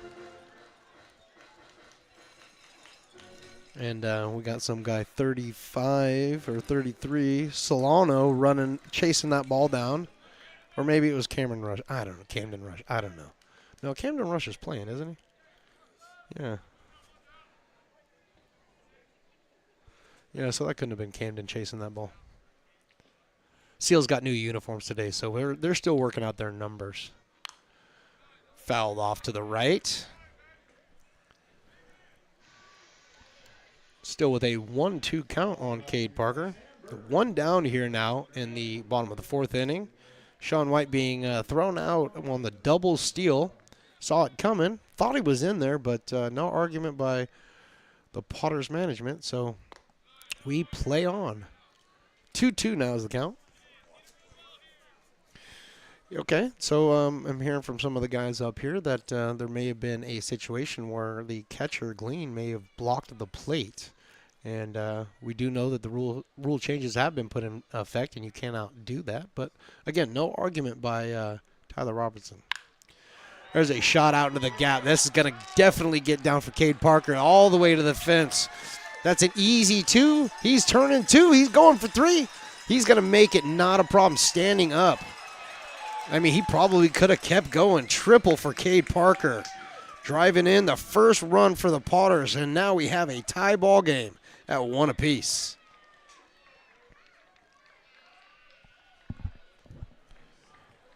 Well, I told you guys, one of the hottest hitters on the Potters, especially if you go purely off of batting average at this point in time. He did not miss that. He was hit by a pitch in the second inning and just drilled a triple out into the power alley. In fact, I just look out there. There's a new sign out there that says Power Alley. He hit it to that sign. It's pretty impressive. Trip Garrish stands in there, 500 average on the year so far. He's bouncing this over to first base. That's a foul ball. Beautiful. Beautiful foul ball because had King made that play about a half a foot to the pitcher's side, that would have been a fair ball. Tripp would have been out with the bat still in his hands in the batter's box. So that's just a fancy strike 1 on Trip Garrish. TJ Oster on deck. But right now, Tripp trying to drive in that runner at third. Good block there by Glean. Doesn't get far enough away. Offers breaking to the plate to cover. Not a whole lot Parker could have done with that. Evening up the count here at 1-1.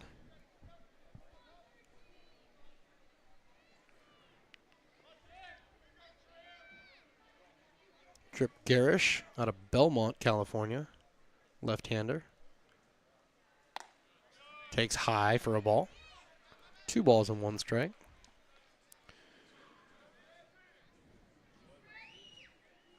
Trip out of the United States Air Force Academy. He and his partner, T.J. Oster. Taken outside for a ball, 3-1. Yeah, no, looking over at TrackMan. TrackMan agrees with what the umpire said, so I agree with what the TrackMan said. 3 balls, 1 strike. Trip Garrett's got a run over at third. Cade Parker, he's just waiting to be driven in. Here's the pitch. That's outside, easy take, ball 4.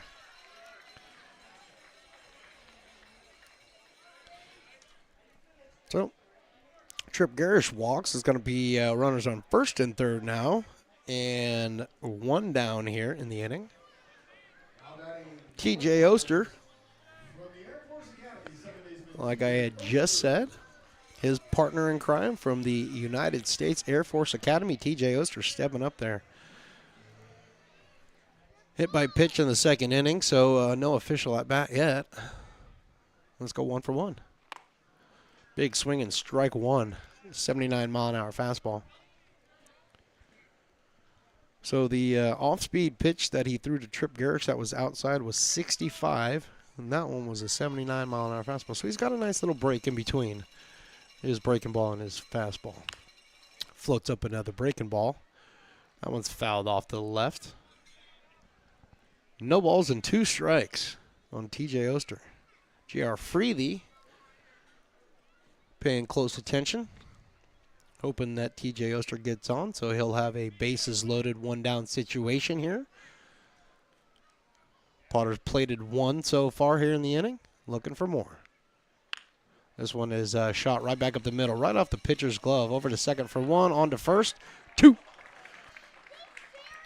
So you got a 4-6-3 double play to end the inning. Potters do score, and we have a tie ball game here in Lincoln, 1-2-1.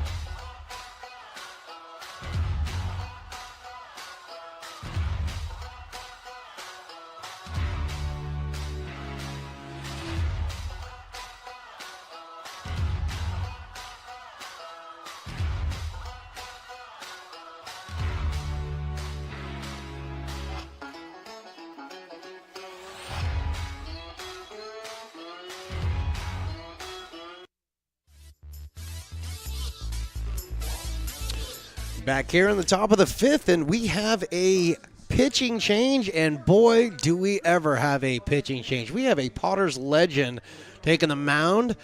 Logan Bell, wearing the number 27, comes in for your Lincoln Potters today. Logan Bell, like I said, you know, he's a Potters legend. You can't, we've seen him out here, I can't tell you how many years. He's kind of like one of those guys that just keeps showing up, and we love it because somebody's got to show up. So from Lisbon, Ohio, and Bowling Green State University, the junior steps onto the rubber, the right-hander, 6 foot, 195. 22 years old and throwing heat, Logan Bell. So really nice to see him back out here. Ryan Castillo's afternoon is complete. And after 4 innings complete, he gave up 5 hits, 1 run. It was an earned run. 1 walk, 1 hit by pitch, and 1 K on the afternoon. So pretty good afternoon for Ryan Castillo. But now Logan Bell comes in for the Lincoln Potters. And he is here to face the top of the lineup, Braden Matthews, Camden Rush, and Blake King, 1, 2, and 3. Braden Matthews standing up there. Popped out to shortstop and grounded out to shortstop. So maybe he'll hit another one to shortstop here in the top of the 5th. Right-hander Logan Bell fires his first pitch. Is down low for a ball. coming in at 77 miles per hour. I had no idea Logan was back, man. Nobody tells me anything around here. Surprise, surprise. Don't say it, just surprise. Down low, ball 2. We're keeping it professional up here. Well, we're trying to at least. Here comes the 2-0 pitch by Logan. Ball 3. Look, Logan's looking down at the footing there. I mean, he has pitched on this mound many a times. So I'm wondering what he's looking at. But that's the second time he's looked down at his feet after delivering his pitch. So he's behind 3-0. He needs to fire a strike right here. And that's a strike. No balls in 1 strike. Just a little bit low of the zone, but a friendly call nonetheless. That's what happens when you're a legend. You get a little bit of a width and length in that. Logan throws the next pitch for a strike. 3-2. 86-mile-an-hour fastball. It's got great length. And that one he spikes in the dirt. That's ball 4. So Logan comes out. First batter he faces Braden Matthews, and he puts him on base for free. Going to bring up Camden Rush. Just looking here, it's the 5th inning. So guess what happens at the changeover at this half inning? We're going to have the mid-game report brought to you by the great and the OG Christopher Toy. He's going to bring you a mid-game report. He hasn't been keeping any notes, so I don't know what he's going to say. I'm very concerned. But we're going to try it. We'll see what happens. Logan Bell fires the next pitch in there. 83 miles an hour, misses off the inside for a ball. Braden Matthews over at first base, taking his lead, being held on by JT Walden.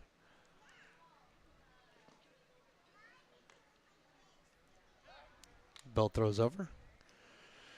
Matthews slides back over into first base pretty easily. Got some more action in the Potter's pen. Looks like we got a right-hander out there warming up. Number 31, if my eyes don't deceive me. Logan Bell fires in a strike there to even up the count at 1-1. 34, my eyes did deceive me. It's going to be Ken Blankenship, which I got to do some research on the Blankenships. I went to high school with the Blankenship, man. Logan Bell fires that next pitch in there for a strike. 1 ball, 2 strikes. Finding his zone right now. Pulling back the MPHs just a little bit to make sure we're getting that into the zone. I'm not even going to, that's so much break, I can't read that. That number's huge. Here comes the 1-2 pitch. Runner takes off. Throw down. Little high into center field. He turns and he's like... So Matthews got up and turned like he was going to take off for third base, but guess what? Cole Eaton out there. He was backing that play up. Got a stolen base for Braden Matthews. That ball was high that pitch was high for a ball, so that's 2-2. You're just writing down numbers now. Now I just don't believe the numbers you're writing down. They're fake. Fake news. Fake news. Fake news. Here comes a 2-2 pitch. Swinging, strike 3. So he gets Camden Rush to strike out. Logan Bell's first strikeout on the afternoon. 1 down here. Still got a runner there at second base. That's Braden Matthews. But Blake King, the first baseman, is going to come up. Right-handed batter is 1 for 2 today. Actually, he's 1 for 1 because he reached base on an error. First pitch that he sees, he swings right through for a strike. Logan Bell controlling the lower part of the zone right now. Really coming over with the over-the-top delivery. If you write down another number, I'm going to punch you. Yeah, I'm going to let everybody know what's happening. Logan Bell misses with that breaking ball on the inside. Evening up the count at 1-1. On deck right now is Carlos Drain, third baseman. Making sure that is still him. The Seals only traveled with 17 players today, so not a lot of switching probably going to go on today. Logan fires in that next pitch. It's low. 2 balls and 1 strike. So, yeah, we got Ken Blankenship in the bullpen for the Potters warming up right now. Cole Dillon out there catching him. Logan Bell from the stretch. He fires. Runner takes off for third. Throw down to third is not in time. Braden Matthews steals that one. So 2 stolen bases for Braden Matthews here in the 5th. And that's going to make that a 3-1 count on Camden Rush. Or excuse me, Blake King. Camden already struck out. I don't want to give him another opportunity. A 3-1 here. Tie game. That one's taken right there for a strike, right on the bottom half of the zone. 85 miles an hour. Logan Bell, another 3-2 count.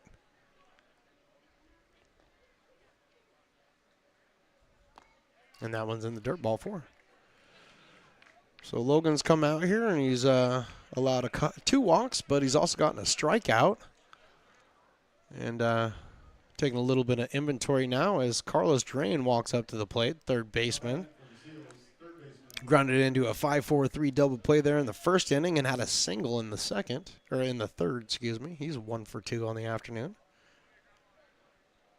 Right-hander and a big crouch, probably about 6 feet tall, but he's about 5'8" right now. Fouls this one out of play. Over towards where my favorite group of guys, the parking lot Potters, hang out. Got this salmon I've just been, grazing. Just grazing. I ate all the chutney off the top first. That was good stuff. Here comes the 0-1 pitch. That's an off-speed pitch that Carlos Jane was fooled. Could not stay back on that one. 77 miles an hour. Swung through it. Strike 2. So Logan up on the count. No balls, 2 strikes.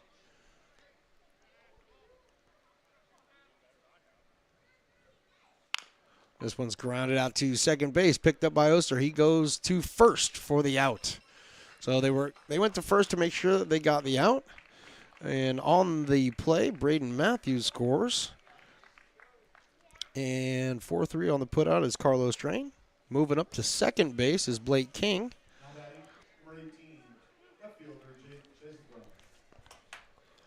So with a runner on second base now and 2 down here in the inning, Jake Chasenkram is coming up to the plate.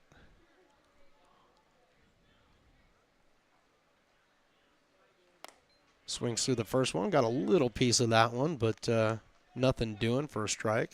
0-1. Chasenkram, the left fielder, wearing number 18, batting from the right side. Actually, a very close stance. He's kind of pointing out to right field from the right side. Interesting. And he dribbles this one out to Logan Bell. Logan Bell picks it up, fields it, PFPs, barely tosses it over to JT Walden for the final out of the inning. And that will do it. So now the Seals have the lead 2-1 here from McBean. Astro Air Design Incorporated, where you feel the difference. We are a locally owned and operated heating, air conditioning, and custom sheet metal company committed to the highest quality of craftsmanship at a competitive price. Our trained and certified technicians have the knowledge and experience required to install, maintain, or repair your home comfort solutions. Our upfront pricing gives you the peace of mind because you know your price is locked in. Call Astro Air Design Incorporated today. Here in Michigan, we do more than just survive the winter. We thrive during it. You simply can't keep us away from what we love most: great times and amazing beer. The snow transforms the landscape and lays the path for adventures yet to be had. Trails ready to be explored, and freshly groomed hills ready for the first run of the day. And later, as the sun descends, it's time to unwind with great conversation and even better friends. Experience a taste of Michigan winter with Founders Brewing Company, born and brewed in Michigan.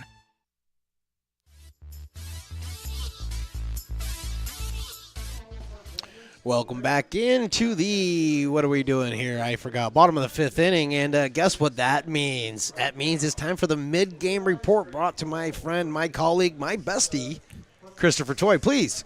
Chris, what are you seeing so far in this game that you've really enjoyed, and what stands out to you? Stones, you're too sweet for the introduction. Thank you very much. First of all, it's a beautiful day here out of the park, 80-something degrees, very light breeze, just perfect day for baseball. I am just having a great time watching this game because it's close, it's tight, a lot of small ball going on. I'm really impressed with the aggressiveness on the base pass today. There's been multiple steal attempts, a couple of throwouts on both sides of the ball, both for the Potters and for the Seals. Guys have been staying on aggressive on the base pass, just trying to get those runs as best they can. Hits have been hard to come by. Runners have been hard to come by. Pitching has been outstanding so far, and I'm looking forward to the second half of the game. So what, if I were to ask you a simple question, what do the Potters need to do here in the second half of this ball game in order to get themselves back in it? What would you say? Well, I mean, they're swinging at all the right pitches. They're making contact with the ball, and unfortunately the Seals are just playing tremendous defense. They got to just stay heads up, stay aggressive, keep their heads up, and try and find their opportunities wherever they can. Hey, man, I love it. Thank you very much, Chris. Appreciate the mid-game report brought to you by Christopher Toy right here on Stones Radio Networks. Freethie with the whoa, I just muted myself. Freethie with the shot down the right field line. He turns. He's heading to 2. He's going to make it no problem, and he's not stopping. Freethie all the way to 3rd. He stands with a stand-up triple. J.R. Freethie he's not to be stopped, nor can you slow him down. That guy has got wheels. It's one of the reasons why he bats leadoff, and he's standing over at third base to start the bottom of the 5th inning. That was one of those seeing eye balls that we were just talking about that we needed. Absolutely. You couldn't have placed that any better right there, and your comment couldn't have come at a better time. So excellent work, my friend. I appreciate you very much. All right, that's going to bring up Cole Eaton, center fielder, looking to drive in a run here, and he pops this one out of play.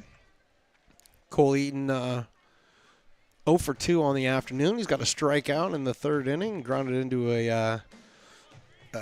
excuse me, grounded out in the 1st inning. Sorry, I got choked up. I was so excited for the great job Christopher Toy just did. Made me feel special. The 0-1 pitch thrown behind Cole Eaton. Good thing that he dropped the bat as that ball was coming through because it was aimed. And I don't know if Dalton could do this, on purpose, but it looked like he was aiming for the bat. So, I mean, nice try. It's just, Cole Eaton, he's pretty smart too, He's making sure that he wasn't going to let you do that to him. Seals got a little bit of action in their bullpen. Alford's day might be coming to a close here pretty soon. But as of right now, we got a 1-1 count here on Cole Eaton. J.R. Freethie with his lead on 3rd. Eaton fouls this one out of play to the right as well. 1 ball, 2 strikes.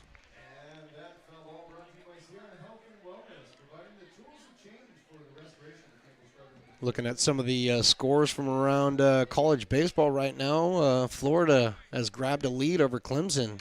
7-6 in the top of the 8th inning. That one's a good one right now. Offered high with that pitch, 3-2. So it looks like we got number 21 Mason Azevedo warming up out there in the pen for the Seals. But right now, Dalton Alford. Nobody out here. A little shot over to shortstop. Rush picks it up. He fires over to first base just in time. But Cole Eaton gets the RBI with that ground out. J.R. Freethie scores. And now we have a tie ball game again, 2-2. So runs have definitely been hard to come by. But as my partner had said so eloquently there at the mid-game report, you got to stay active. You got to stay aggressive. Keep swinging at those good pitches. Put them in play and make the defense, put some pressure on them. And that's exactly what happened there. Potters tied this up 2-2. JT Walden has no official at-bats today. He's not officially playing yet. And he's walked twice. And I think he would like to officially be a part of this game. Don't you? Yeah. Yeah, I mean, he's no defensively great, but offensively he hasn't shown up yet. At least not in the stat sheets. That one is an off-speed pitch, about 68 miles an hour, swung through 0-2. Friends of McBean, we need a scoreboard because the scoreboard says nothing right now. But I know for a fact it's 0-2. This one's squibbed off to the left side. Staying alive. Staying alive. JT Walden. My buddy over here is doing the sprinkler, I think. Or is that the sprinkler? Oh, good job. I see some of my friends here. Nicole Mercado sitting down front, former photographer out here. Not former, just she used to take pictures out here. 0-2. JT Walden swings through that one. Glean grabs that one, bounces it off the dirt, tags JT Walden out for the second out. So Walden officially is in the stat sheet now. He's 0 for 1 with the strikeout. Not the way he wanted to do it, but that's okay. Jake Tandy's going to come up and he's going to pick up his teammate right here. So Jake Tandy out of West Sacramento and UOP. Big boy, man. 6'2", 215 from the right side. Takes that one on the inside and a little too far inside for a ball. Man, 6'2", 215 at age 19 years old. Yeah, he's going to be 6'4", 230, I think. I'm just guessing. Next pitch taken off speed is taken in there for a strike, evening up the count at 1-1. 67-mile-an-hour off-speed pitch by Dalton Alford. He's been out there. He's definitely been dealing today. He's kept his team in it, and that's all you can ask for as a head coach from your starter. And that's another off-speed pitch. Just can't stay back far enough on. Jake Tandy swings through that one. 1 ball and 2 strikes now. Sean White on deck. Tandy dribbles this one out to shortstop. Rush runs in. He rushes in, fires over to first base to King for the out. 6-3 is the put out, and after 5 complete from Lincoln, we have a tie ball game, 2-2. This job is the Esplanade at Turkey Creek phases 4 and 5. Our scope of work for this project is full scope, so we've got all the underground, all the joint trench, and all the topside included with it. We're putting in sewer pipe, manholes. We're not doing services yet. We go through and do all the main line, and then we come back and do all the services after that. I would say this project right here, the one we're working on, is probably about a 2-month project. It's very costly to the developer, so beating the schedule is very important, more important than most projects. It's got a lot of groundwater, so we've got an extensive groundwater pump system in place. It's just cool to be a part of the built environment and know that for the next 100 years that people are going to use and enjoy what we've created here today.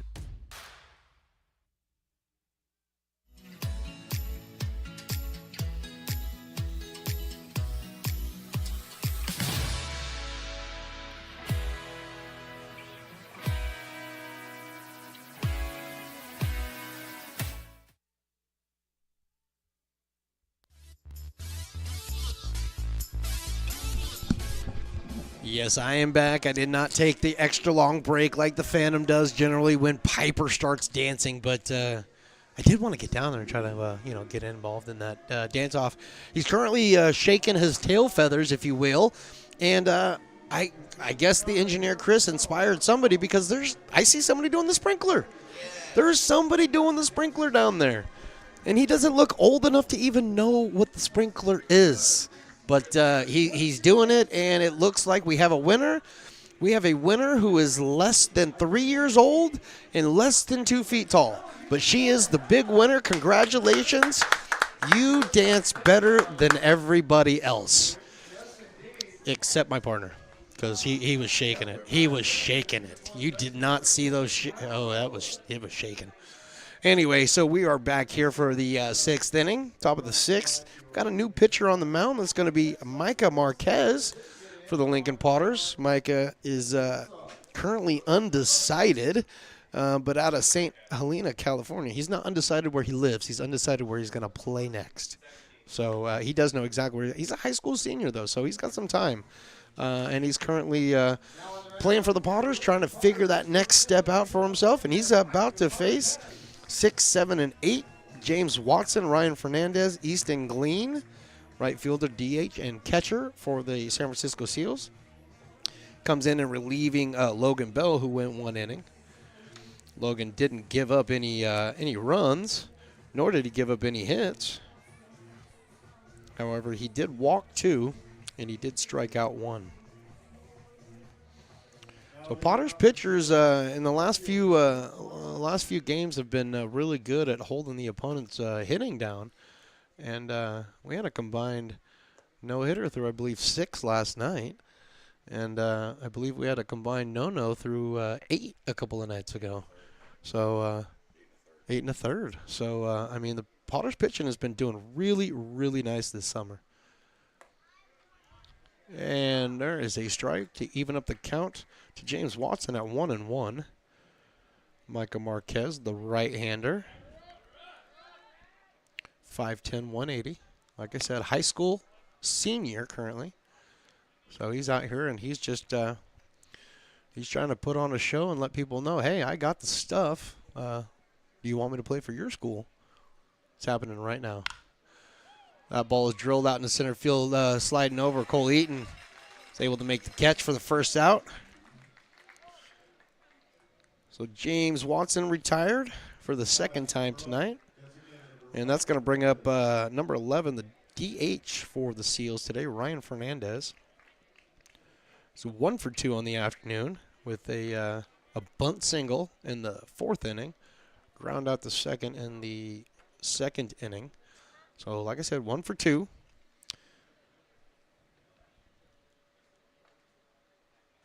Here comes the first pitch by Micah. Swung right through that one for a strike.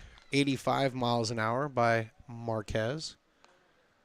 Pitching out of the windup right now. He's towing the first base side of the rubber. Little arm side run there to go 1-1 on the count.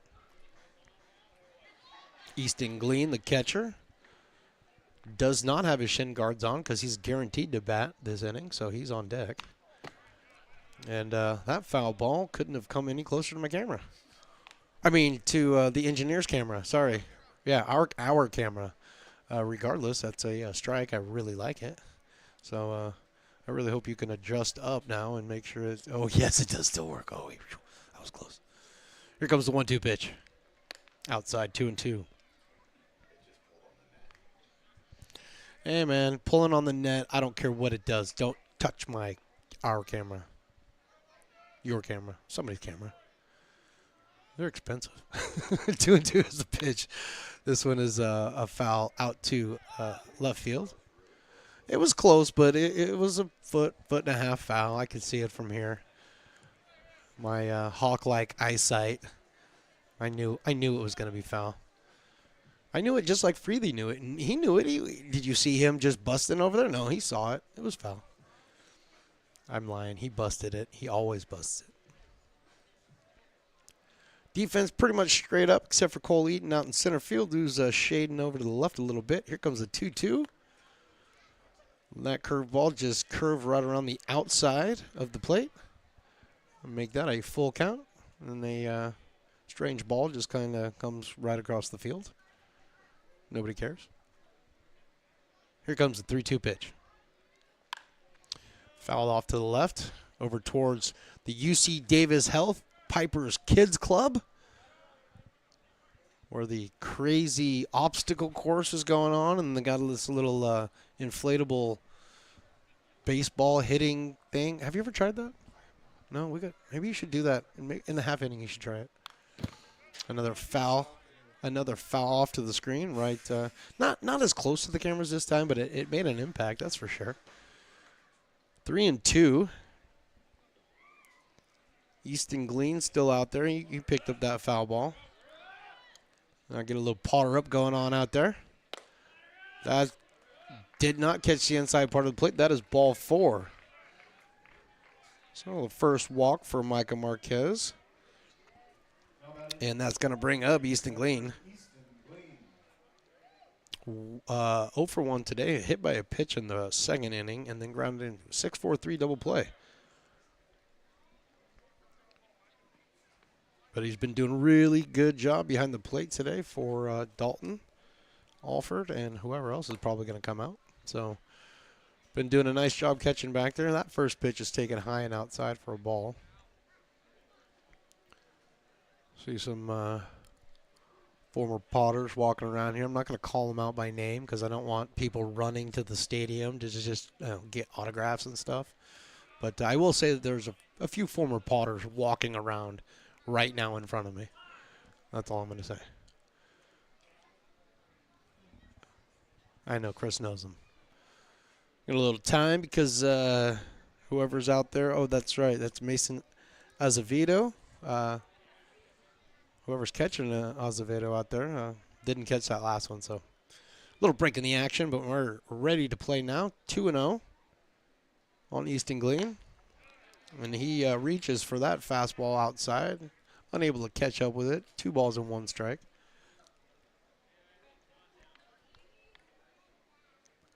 Fernandez being held on over at first by JT.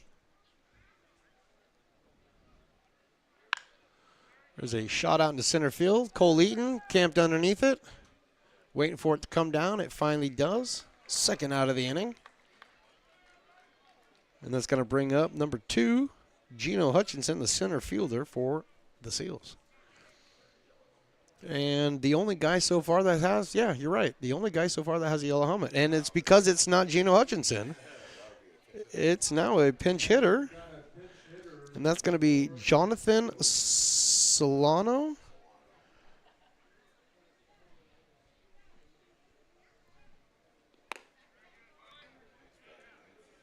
Jonathan Solano coming in for Gino Hutchinson. And he is going to be the dueling dogs batter. And the first pitch to him is taken for a ball. Ooh, very, very nicely thrown over by Marquez, but just a little bit late. Tag put down by Walden. Unable to get him, but very close. Fernandez has got his lead out there, but leaning back towards first. And Jonathan Solano fouls this one off to the left, so 1-1 is the count.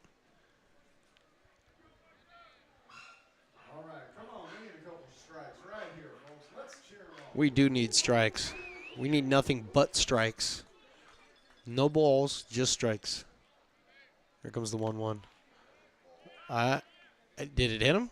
Okay, so umpire didn't make the initial call until Solano threw his bat, and then he's like, yeah, you got hit. So hit by pitch. And he will reach first base, moving Ryan Fernandez over to second base. And now to the top of the lineup, and Braden Matthews. Braden Matthews 0 for 2 today with a walk, 2 stolen bases, and a run scored. So he's been pretty busy.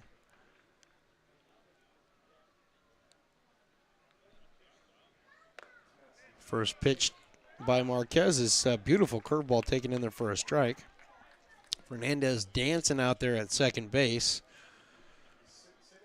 Oster sliding in behind him every once in a while, just to try to keep him close.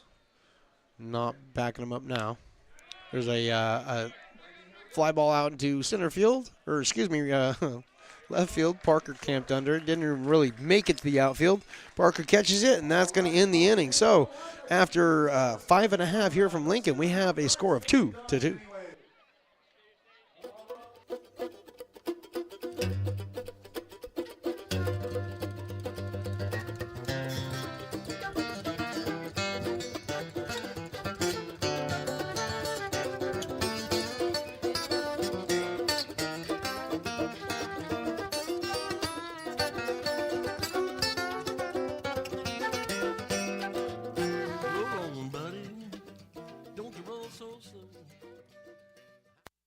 Being a laborer means everything. It was what took care of me when I was growing up. It's what takes care of me now. Because of President Biden and the money he's put into infrastructure, the need for our workforce to expand is out of this world. When our members are able to go to work on these big projects that are funded by Biden's economic investments, it means continued growth in their wages, in their pensions, in their health benefits. It means they're going to be able to take care of their families.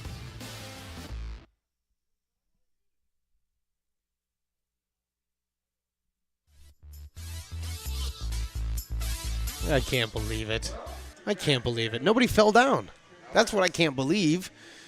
You know, I've had a lot of fun watching the bat spinning race the last few nights because somebody's listening to Phantom, because Phantom keeps saying we can't have young people down here. We got to have the old folks down there doing the bat spinning race. And since we've done that, it's been classic.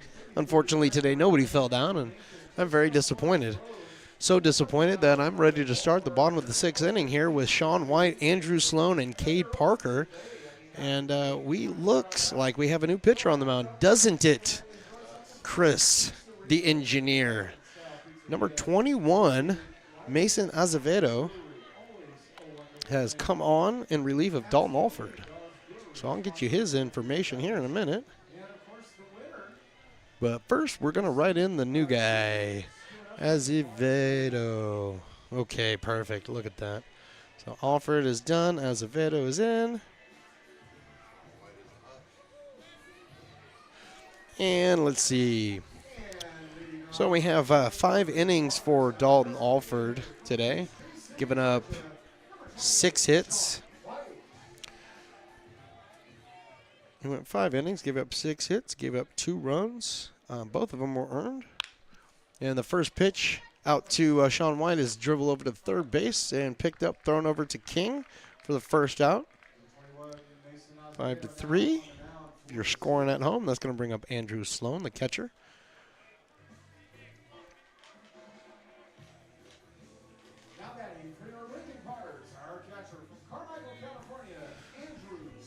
Dalton Alford had 4 walks on the afternoon. 2 strikeouts. And 2 hit by pitchers. Hit by pitches, not pitchers. He didn't walk up and punch the guy. But he did throw a ball and hit the guy. So first pitch to Andrew Sloan's taken outside for a ball. No balls and 1 strike. Cade Parker on deck.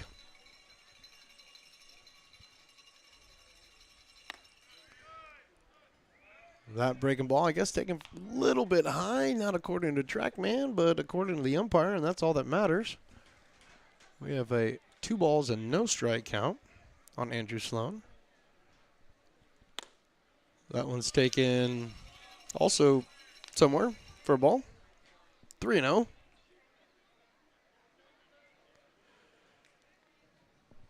Following Andrew Sloan would be Cade Parker, shortstop. That one taken right there for a strike. 83 mile an hour.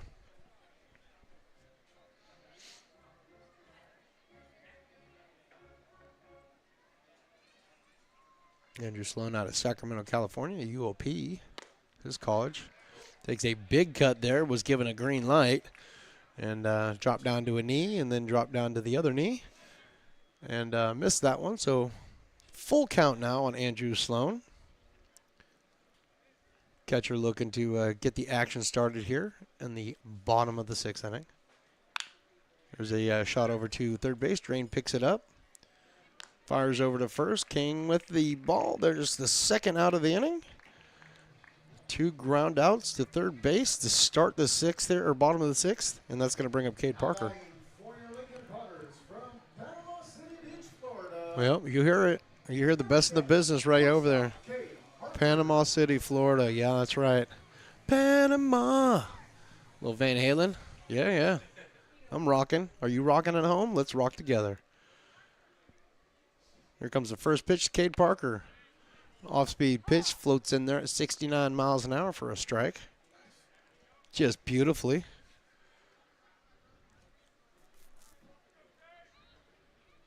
Two down here in bottom of the 6th. Taken outside for a ball, 1-1. 84 is not the number I wanted to say, so I'm not going to say it. This one's drilled out to shortstop. Rush picks it up, fires over to first base to King, and that's it. 6-3, so 3 ground outs here in the bottom of the 6th inning, and now we still have a tie ball game, 2-2.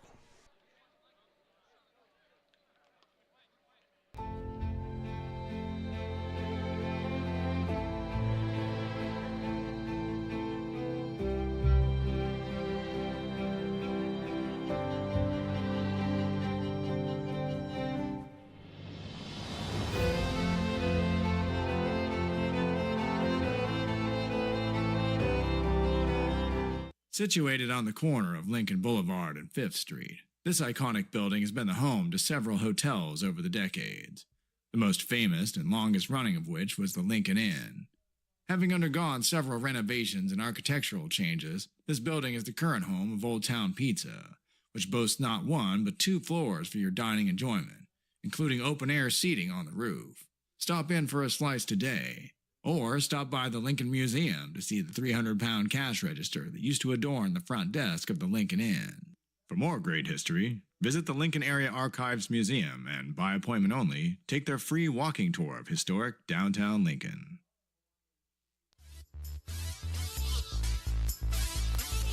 And welcome back, everybody, to the top of the 7th inning. It's Chris Toy with you. Stones McCoy is in a quick company meeting evaluating the net and our camera and all of those types of things. Micah Marquez back on the mound for his 2nd inning of work, warming up, finishing things off here. Pitching off to Andrew Sloan back there behind the plate, who had a heck of a day behind the plate, blocking lots of balls, hasn't let anything by him so far.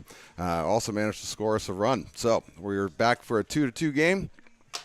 Here in the top of the 7th, Sloan throws down to shortstop. And Stones McCoy is back in the house. Yeah, I just had to take my sweet time because I just wanted to see how much you could do with this. Well, how'd I do? You did great. You just gave the play-by-play of the pre.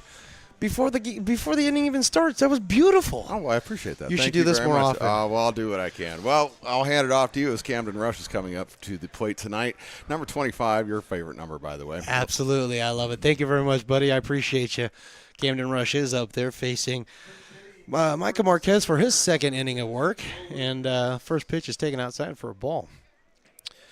Camden Rush, Blake King, Carlos Drain, 2, 3, and 4. For the Seals to start here in the top of the 7th inning. 1-1 now. Not seeing any. That's the only thing about the Seals uniform I'm not fond of. So yeah, fly ball out into left field. Freely coming in, he sees it. Even with that beautiful sun out there, he's able to make the catch for the first out of the inning. Yeah, the only thing that I'm not really fond of is there's no numbers on the front. You know, really do appreciate teams that have numbers on the fronts and the backs of their jerseys. So anybody listening out there, those are just things to think about when you come to Lincoln. You know, maybe you got to stop by Michael's or something and get some iron-ons or whatever, but, you know, it's worth it. There's a drive by Blake King out into center field. Parked underneath it is Cole Eaton. Makes 3 steps over to his left for the 2nd out. So, bottom of the 6th, we had 3 ground outs, 2 to third base, 1 to shortstop. Starting the top of the 7th, we got 2 flyouts, 1 to left, 1 to center. So Carlos Drain, let's do it. Fly out to right field. We'll make this a quick inning. First pitch taken low and outside for a ball. Carlos 1 for 3 on the afternoon. A couple of ground outs into one into a double play. Single in the 4th. This is a shot over to Tandy, picked up and fired over to first. Quick inning for the Potters. And after 6.5, we got a score of 2-2.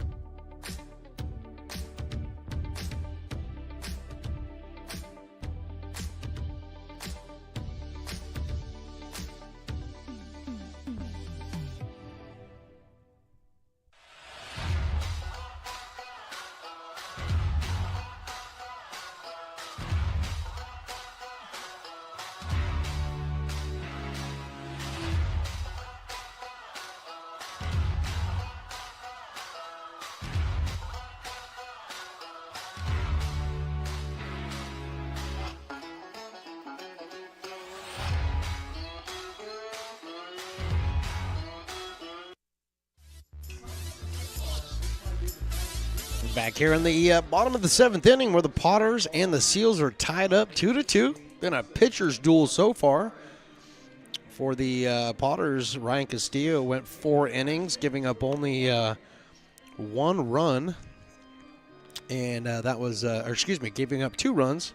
It was earned. Logan Bell comes in and goes a scoreless. And Micah Marquez has gone scoreless now as well. So Dalton Alford for the San Francisco Seals went 5 innings, giving up 6 hits, 2 runs. And Mason Azevedo has come in relief of him. So he is in his 2nd inning of work. And he is now ready to face Trip Garish, TJ Oster, and the top of the lineup, J.R. Freely. So 8, 9, and 1. Looking to get the Potters 1 more run to break this tie right now. First pitch is taken low for a ball. We definitely don't want any extra innings, I'll tell you right now. However, if we do, it wouldn't be the first extra inning game today because Clemson and Florida have gone into extras.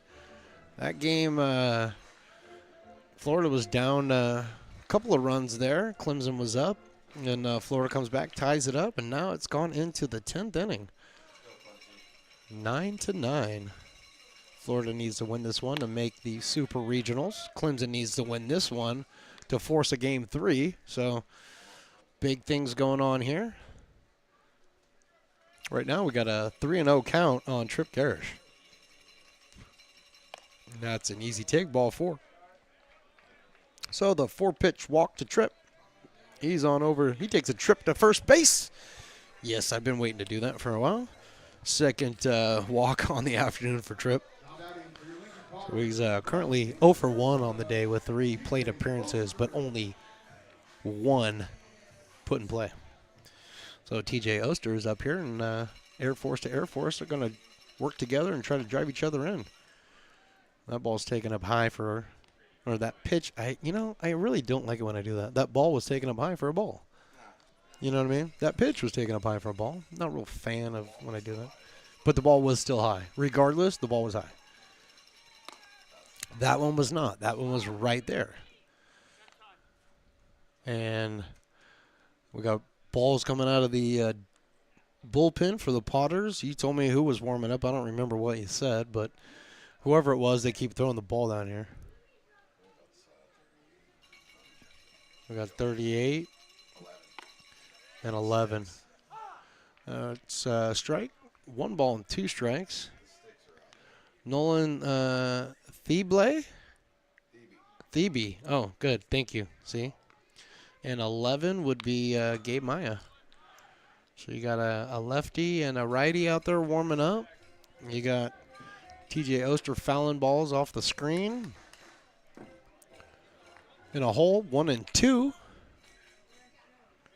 Trip Garish over at first base being held on by King.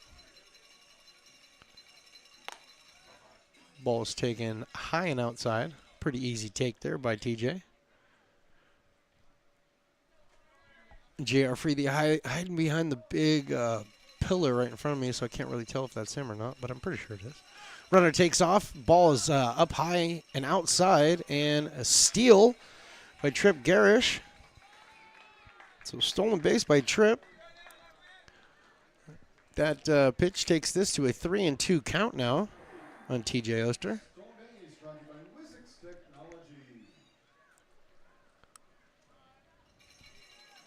Azevedo takes a look back and fouled out of play to the right by TJ Oster.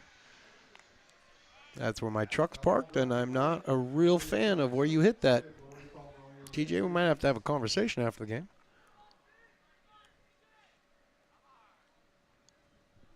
Here comes the 3-2 pitch. High for a ball. Great at bat by TJ to work that walk. Second walk of the inning issued by Azevedo. I'm going to bring up J.R. Freely.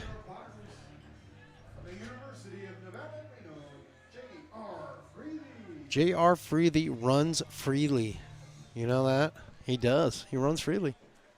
J.R. Freely. Yeah, running freely. Left-handed batter steps up there. He's 2 for 2 on the afternoon. Single in the third, triple in the fifth, walked in the first to start the game off. Was picked off at first though, also to start the game off. So that was brutal. But he takes that first pitch for a ball. Azevedo trying to find the zone again. Let's see. I think that's the 5th consecutive pitch out of the zone.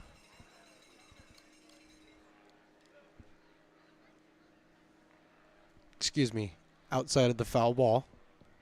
That was the 5th consecutive pitch out of the zone. 2-0. That catches a little bit of the plate for a strike. 2 balls and 1 strike. Trackman doesn't lie to me, you know. It's the only person I can believe up here. Everybody else around me is a liar. Yeah, I'm not sure about that. There's a shot into the hole. Oh, and it hits. It hits TJ Oster, so TJ is out. And that will mean Trip Garish has to go back to first, but single for J.R. Freely. So essentially we just swapped runners. TJ no longer at first, J.R. now at first. And that's just an unfortunate situation when the ball's hit in front of you. You got to keep your eyes peeled on it, right? And you got to make sure that you do everything you can to avoid that. Little communication between Tyler Robinson and the umpiring crew, wondering why we had to send Trip Garish back to third. Dead ball is essentially the reason why. It doesn't matter where he is in position. The dead ball requires that he goes back to second base. Cole Eaton now stands in there from the right-hand side, ready to face Mason Azevedo. First pitch is outside. Mesa coming in for his second inning of work, relieving Dalton Alford, who pitched really well today against the Potters. That one taken up high. So quickly behind 2-0 to Cole Eaton. JT Walden's on deck, chomping at the bit, waiting to get up there.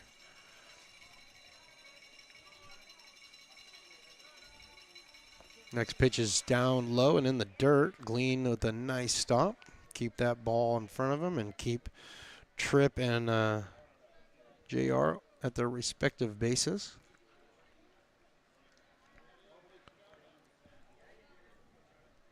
The line over at the beer garden grown because this is it right here, right now. If you want beer, you better go get it. Bottom of the 7th. You know how much? I mean, it's a slice Sunday, okay? You get $1 off slice. Get over there and do it. 3-1 to Cole Eaton. Disengagement by Azevedo. That's 1.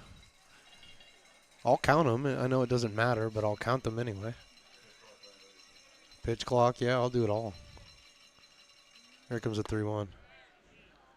Catches the corner. Yeah, catches the corner. I mean, you're within the tolerance there, so you catch the corner. You give it to him. It's 3-2. It's all right. Doesn't bother Cole. Cole's a 300 hitter. None of this matters to him, okay? He's going to get this one. He's going to see the pitch he wants. He's going to drive it out there. It's all good. Here comes the 3-2. See, he watches that one float in high for ball 4. He was not concerned about it.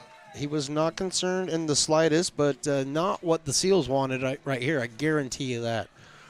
1 down here. The pond is full of ducks, and the biggest duck of all is stepping to the plate. King Duck. Wait, is that a meal? Is that like a dish? Right? Duck à l'orange. Oh, that's orange duck. That's French too, right? Here comes JT Walden. And that's high. And that's deep. And there is no doubt about that one. JT Walden, grand salami. Exactly what the Potters needed right there. JT driving in 4. And just like we said, he shows up, he hits home runs, he mic drops, and that's it. JT Walden Way to put the Potters on top.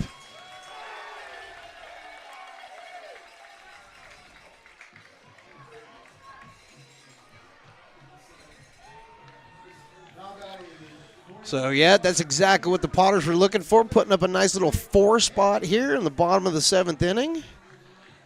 Still only 1 down for Jake Tandy, so let the party keep going. We're not done yet. But that wasn't his normal moonshot, but there was no doubt about that one. He got all of it. And, again, Azevedo maybe taking a pitch out of Alford's book, trying to hit the bat when it's behind the pitcher's head or the batter's head. Unsuccessful, though, so no balls and 1 strike. Any information on that home run? Didn't catch it? All right. Well, hey, we're going to check. We'll always check. I'm going to give it some numbers here in a minute just for fun. Jake Tandy swings through that one, 1-1. So JT Walden, he hit that ball 382 feet, right field line, left the bat at 101, and had about an 18-degree launch angle. I have no idea how accurate that is, but it sounded really good to me, so I told you guys. Jake Tandy fouls that one off. Now in the hole, 1-2. Sean White on deck. Here comes that 1-2 pitch, evening up the count at 2-2.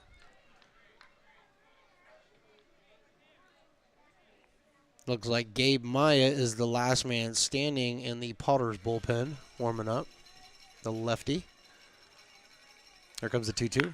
This one is a golf shot out into left center field. This one's pretty well hit. It's going to get down. May roll to the fence. No, it does not, but it's unable to be picked up cleanly by Hutchinson. Rounding second and holding there is Jake Tandy for a stand-up 2-bagger.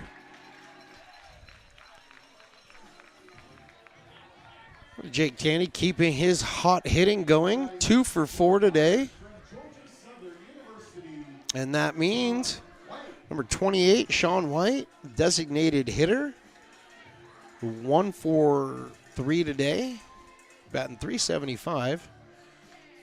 Wearing the Buster Posey number 28. Should be automatically retired right now. First pitch by Azevedo is in there for a strike. Been keeping close tabs on this Clemson, Florida game. It's now in the bottom of the 10th, so nothing doing there.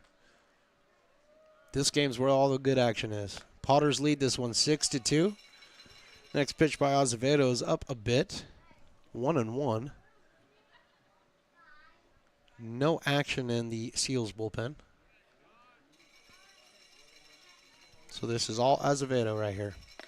Outside, easy take. 2 balls and 1 strike. Really, really nice crowd for a Sunday. Slice Sunday. Which the 7th is still going on, so if you got your cup handy, you better run down there. Outside and low.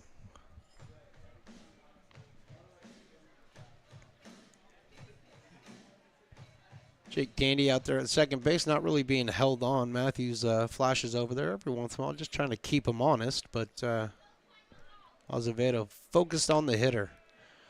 And that pitch is right on the inside corner to Sean White for a strike. 2 balls and 2 strikes. Matt Lundgren, the general manager and just general good guy, walking around the paddock right now, taking a fine seat in the front row. There's a chopper out to second base. Matthews picks it up, fires over to first to King for the out. On his way over to third base, Jake Tandy. 4-3 put up for Sean White, and that's going to bring up Andrew Sloan, the catcher. Still think Andrew Sloan is one of the hardest working guys out here because, during the summer, one of the hardest jobs on the baseball field is being a catcher. And he's done really, really well with this Potters pitching staff so far. Very impressed. Sloan stands in there wearing number 18. Ball's on the field. We got a timeout called. You can't call a balk when you have a ball come out onto the field. But I have the balk guy standing right here. And he screamed it, and unfortunately it didn't count. Yeah. I do miss our guy. I think it was Bruce, right? Was his name Bruce? Our Bach guy? Yeah, he used to sit down there and every pitch was Bach. I miss you, Bruce. Where are you, man? You should be here today. Get out here. So the first pitch is not a strike. It looked like a strike, but it was not a strike, and we'll take it. Andrew Sloan will definitely take it. 1 ball and no strike.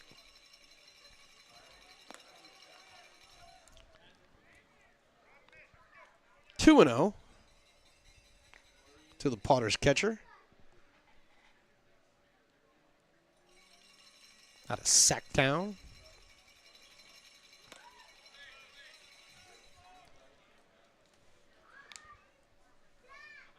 Sloan's got the commanding 3-0 lead in this at-bat. So he can be real picky right now on what he chooses to swing at. And or just not get out of the way of that one, because that's a hit by pitch. Sloan reaches base for the second time today. Now we got runners on first and third, 1 down.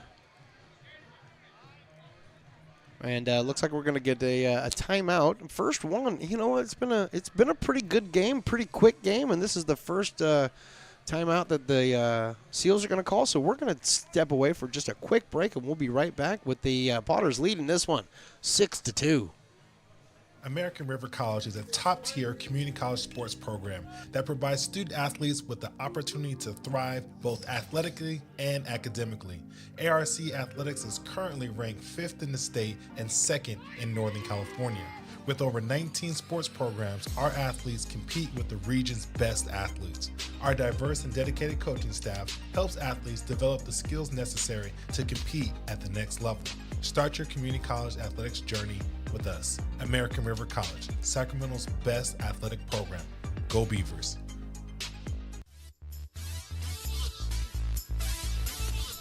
And the meeting at the mound is complete, and we are ready for some baseball.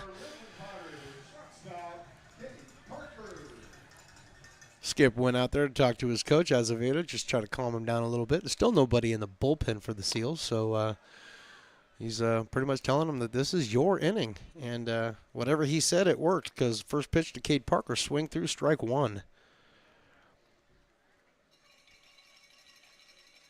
Cade's the 9th batter for the inning with 2 down here. Ball's taken to the outside, 1-1. Cade's been hit by a pitch in the second inning. Had a big, beautiful triple in the 4th inning and grounded out in the 6th, so he is 1 for 2. Azevedo checking on first base. Next pitch is up high. 2 balls and 1 strike to Cade Parker. Trip Garish over on deck for the Potters. High and inside, 3-1. Not exactly what Azevedo's looking for here. Definitely needs to find the zone here. Try to get out of this with just the 4. But the Potters looking to do some damage, and there's some damage done. High and deep to left field, and that ball is gone. High into the afternoon sky. Cade Parker shoots this one to left field for a home run. Potters taking a big lead now, really extending it.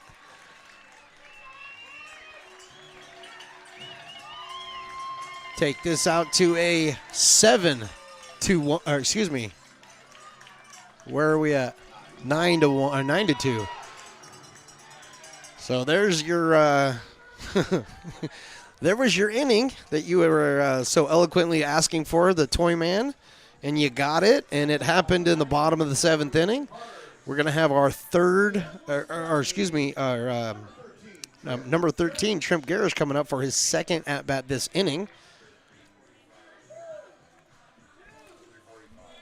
3:45 to left field. That was a big one. We got a big shipping container out there, and it cleared the shipping container. So that's a big fly. Absolute big fly. 36-degree launch angle. No doubt about that one. First pitch to Trip Garish at his second at-bat of the inning is in there for a strike. No balls and 1 strike. Left-hander. Walked twice so far today, and now he's taken his second strike looking. So 0-2 quickly at Trip Garish. Mason Azevedo trying to get out of this after giving up 7 here.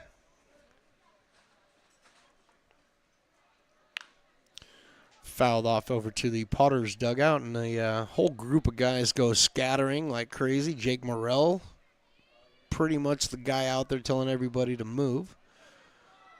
And he's the only one that didn't move fast enough. 0-2 is the count. And Friends of McBean, we could use a new scoreboard, I'm telling you, because it says 1-1 out there. That one's in the dirt. That's the first ball of the at-bat, not the second that the scoreboard says. So, hey, Friends of McBean, you want to help us out?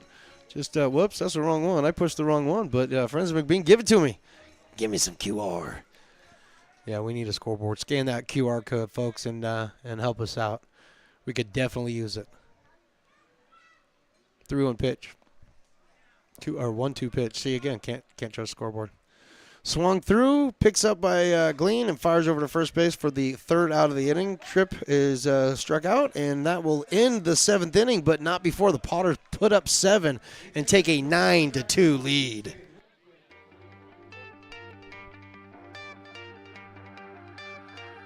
Gooseport Public House. We have sports on 10 big screen TVs, 23 beer taps with classics and crafts, a full bar with creative craft mixed drinks, live music, and most importantly, great fresh food. In downtown Roseville off Vernon Street, only 15 minutes from the ballpark. See ya at Gooseport.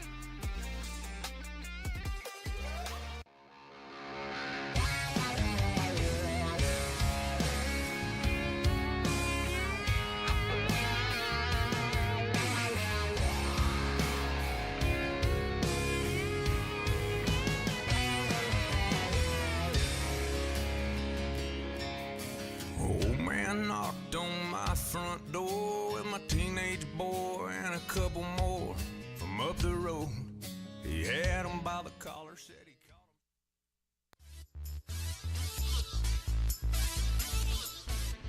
Back here for the top of the 8th inning, and we have a new pitcher on the mound for your Lincoln Potters. It's going to be number 11, Gabe Maya. Gabe Maya, the left-hander, 6'2", 185, out of El Dorado Hills, California, and Loyola Marymount University. He's a sophomore. I'm assuming a sophomore going into his junior year, but the lefty comes in relief of Micah Marquez, who was in relief of Logan Bell, who was in relief of Ryan Castillo. So let's just recap real quick. Ryan Castillo went 4 innings pitched, 5 hits. 2 runs, both earned. Logan Bell came in for an inning with no earns, 2 walks and 1 K. Micah came in, had 2 scoreless innings with 1 walk. And now Gabe Maya. First pitch to Jake Chesengram is in there for a strike.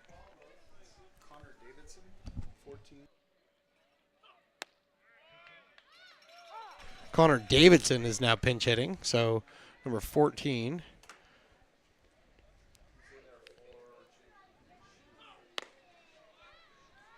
And caught him looking. So, Connor Davidson, we just got his name, and he's caught looking for the first strikeout of the inning. And that's going to bring up number 4, James Watson, right fielder. So Gabe Maya comes in, gets a strikeout to start his outing today. And first pitch to Watson is in there for a strike. 85 miles an hour by Mr. Gabe Maya. Had a really good start to his summer out here. Next pitch is taken high and inside. 1-1 the count. Lefty kicks and deals, and that's in the dirt. 2 balls and 1 strike. Watson has walked on the afternoon, scored a run, struck out, and popped out to center field. 2-1 pitch. Catches the outside part of the plate for a strike. 2-2. Ryan Fernandez on deck, I believe. Here comes a 2-2 pitch by Gabe Maya. A little bit high, but good pitch. Breaking ball, just stayed up just a little bit. And Ryan Fernandez is not on deck. 35 is on deck. We'll figure that out. This shot by Watson right out into center field for a base hit right in front of Cole Eaton. So James Watson reaches, and number 35 for the Seals, and we don't have a name. So the unknown Seal, 35. Pinch hitting for the Seals, number 35, Henry Whitehart. Henry Whitehart?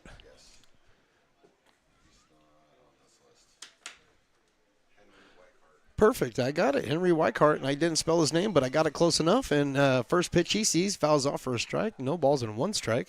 Henry Whitehart coming in for Ryan Fernandez and taking over the DH duty, so he won't be seeing the field. Fernandez went 1 for 2 with a walk. And Weichert has grounded that ball foul, so he's now quickly in the hole 0-2. And that is Easton Glean down there because he's got his shin guards on, so I know it's him. Here comes the 0-2 pitch by Gabe Maya. Outside for a ball. Nice little breaking ball. 68 miles an hour. Just make Weichert think about it just a little bit. And he's going to blast him inside with the fastball. No, he doesn't. He floats another breaking ball in there. It's fouled off to the left. Still 1 ball and 2 strikes.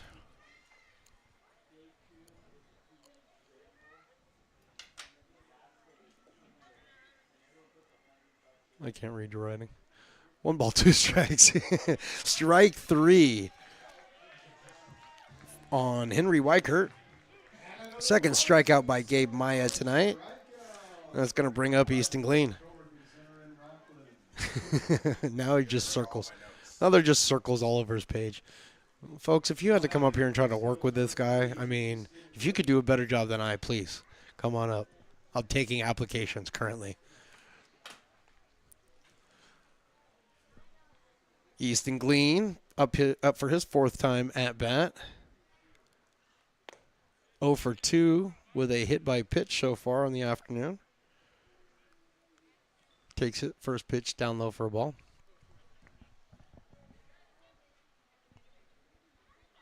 James Watson getting his lead over at first base, not being held on by Walden.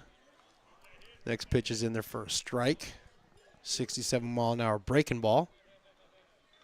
1-1. Gabe reared back a little bit, tried to get a little bit more on that one. 82. I know that's not his fastball, so maybe he was just trying to deke the batter there, give a little sound action, make him think he's throwing the hard fastball. Regardless, 2 balls and 1 strike. 2 down here. Top of the 8th inning. 3-1 now. And Jonathan Solano should be on deck, number 33. Yes, he is. He is our unique helmet wearer. He has a yellow helmet. I wonder if you borrowed that from the West Coast Kings. High. Ball 4. I didn't hear it, and I'm not sure I wanted to. Oh, he left it from behind from last night. Okay. See, sometimes I'm not sure what you're saying to me, and I don't know if I should be repeating those things on air. So, you know, I take everything you say with a grain of salt and a filter, a huge filter. So, at any rate, Jonathan Solano has come to the plate. He's the number 9 hitter coming in for Gino Hutchinson, playing center field today. This will be his 2nd plate appearance. It was hit by a pitch, his first at bat in the 6th inning. Takes the first pitch outside.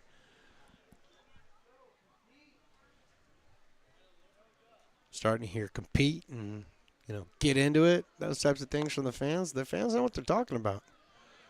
They've seen a lot of baseball out here. They're very knowledgeable fans here in Lincoln.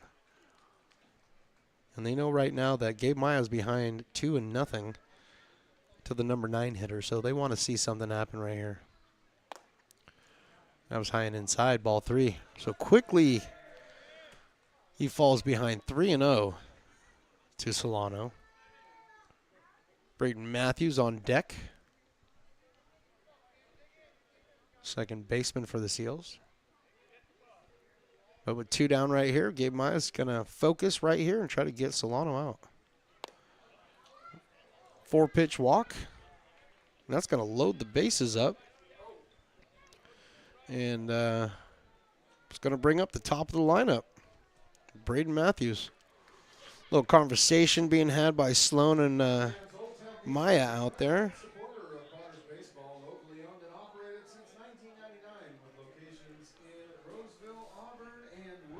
I was just telling him, hey man, you've got the stuff today. You've been throwing really well. You know, stop aiming, start ripping it.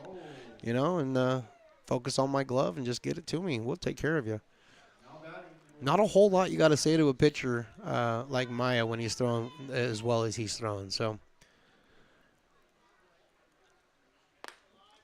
that one misses outside. Breaking ball, very late break to it, so really didn't catch any part of any strike zone, just the batter's box. It's got some good movement, but not breaking far enough. Quickly behind 0-2. 6 straight balls. Been served up now. Got a little bit of action going on in the Potters bullpen. Fastball just misses the outside part of the plate. So 3-0. Gabe Maya is struggling to find the zone right now. Potters' bases are loaded, and that one's in there for a strike. Catching the bottom part of the zone. 3-1 now. Out in the bullpen, we have somebody warming up. We got somebody, and here's a fly ball out into left field, and that's going to be the 3rd out of the inning. So fly ball to left for Braden Matthews, and that brings it into the 7.5, and we have a score here of Potters 9, Seals 2.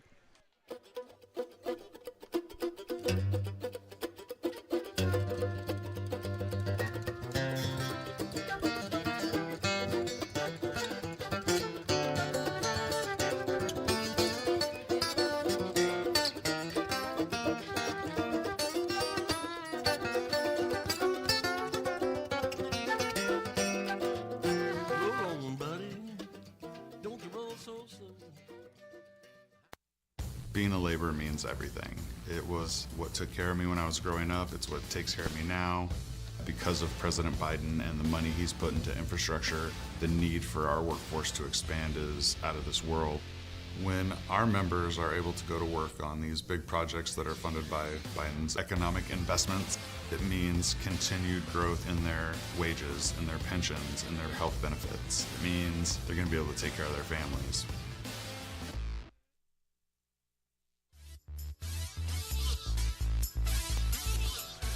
Yeah, the 7th inning stretch being brought to you by, I don't know who brings us the 7th inning stretch, you know? That's what I meant. You know what I meant. The 8th inning song. Who brings us this? How about Friends of McBean? Because we need a scoreboard. So there's a QR code on your screen right now, folks. Hopefully you're enjoying this broadcast. And if you're not, I'm sorry. I will return you to your regularly scheduled broadcast on Tuesday when Phantom comes back. But until then, we appreciate you guys signing up, listening, watching, sharing it with your friends, you know, all the follows and everything. We can't thank you enough here at Stones Radio Network. So it's been an honor and an absolute blast to be covering the Potters for the last 7 years. We look to do it for at least 7 more years. And wanted to say thank you to some of our other sponsors out there. We got GRG Construction, one of our sponsors, the American River College Athletics, another sponsor of ours out here at Stones Radio Networks.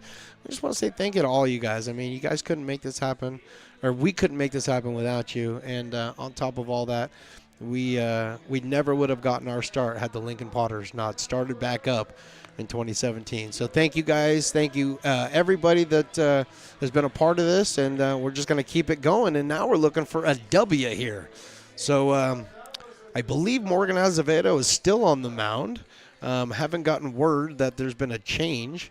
And we're going to have our engineer take a look at that. But in the meantime, TJ Oster is going to lead off here in the bottom of the 8th, followed by J.R. Freely and Cole Eaton. So 9, 1, and 2 for the Potters.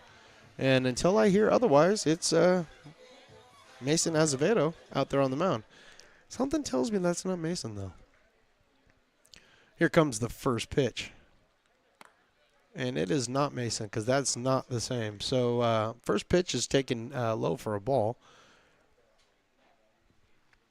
Yeah, this is going to be a tough one, but we will figure it out, folks. That's what we're here for. Pop fly in the infield. Second baseman Matthews trying to camp under it. He does, and makes the out for the first out of the inning. So that's a pop out to the shortstop. And we decided that was who? Okay. So we still don't know the pitcher yet, but that's okay because J.R. Freely is stepping to the plate. Jonathan Solano. Thank you, guys. Appreciate it. Jonathan Solano taking over for Mason Azevedo. Pitch is taken inside and low for a ball.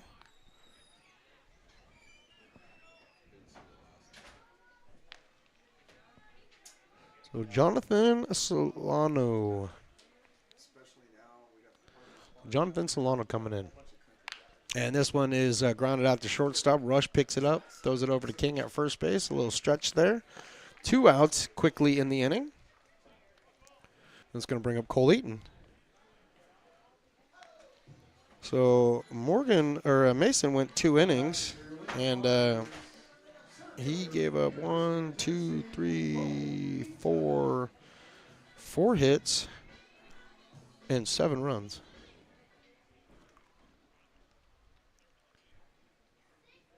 And now here's Cole Eaton. Inside. I heard two sounds there, but I guess only one because it didn't hit him. Inside for a ball. Inside for a ball. 1 ball and no strikes. Cole Eaton, JT Walden, hopefully getting an opportunity to bat again here. There's a pop fly that's going to get out of play over to the left. 1-1. Engineer Toy tried to stretch his arms long enough to catch that, and he couldn't do it. He's not Stretch Armstrong. Okay? You're not Stretch Armstrong. Keep trying. Here's the 1-1. Down low, 2 balls and 1 strike. I mean, you're not even one of those old-timey WWF wrestlers that you could buy where you could stretch them all out and stuff. You're not even one of those guys. Okay? And you're not Inspector Gadget, so just stay where you're at, okay? Be an engineer. Little high, 3 balls and 1 strike. And you know what most people don't know is that I took you from a medic and trained you to become an engineer. Okay? I don't know how different in jobs you could get between saving lives and pushing buttons, but you're doing a great job. Inside, high for a ball. Cole Eaton takes the walk. That's his second walk of the afternoon. Put a little bit of pressure on the Seals here. JT Walden's coming up. If you missed it, I want you to rewind the current broadcast, go back 1 inning, and watch JT Walden step up and hit one of the biggest home runs he's hit in a long time. Grand slam.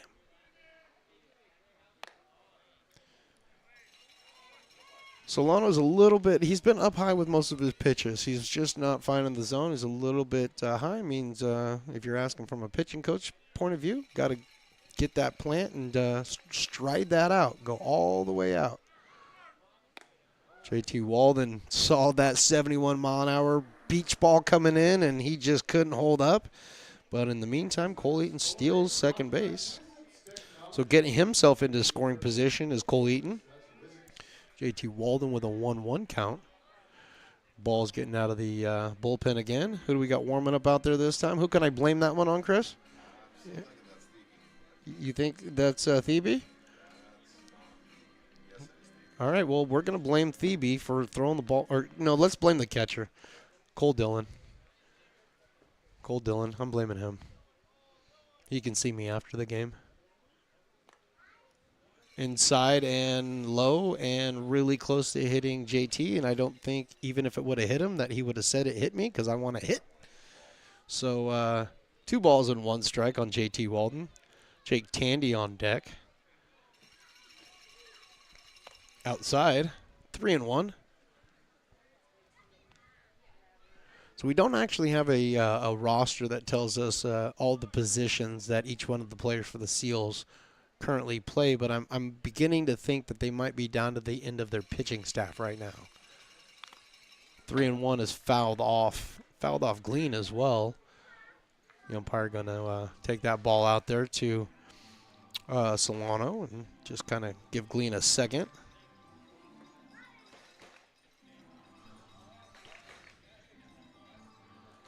No worse for wear though, so Glean's ready. Get back in the squat. Solano is ready to rock and roll. JT Walden, here it is, 3-2. This is a shot over to first base and not played well by King, just off of his glove, unable to field it cleanly. And that was to his backhand side, so JT Walden's getting a hit for that. And that's going to move over Cole Eaton to third base. So second hit on the afternoon for JT Walden, and JT Walden's batting pretty well today. He's 2 for 3 with a home run and a single, so that's not bad. But Jake Tandy, I mean, no slouch either. Double, single, 2 for 4. I mean, it's gonna be a tough picking a player of the game today, that's for sure. But Tandy hits this one high and deep into center field. Hutchinson is backing up, but it's not Hutchinson anymore. We've switched that guy out. That was Solano out there, but for the final out of the 8th inning, and we will go to the 9th inning where your Potters lead this one 9-2.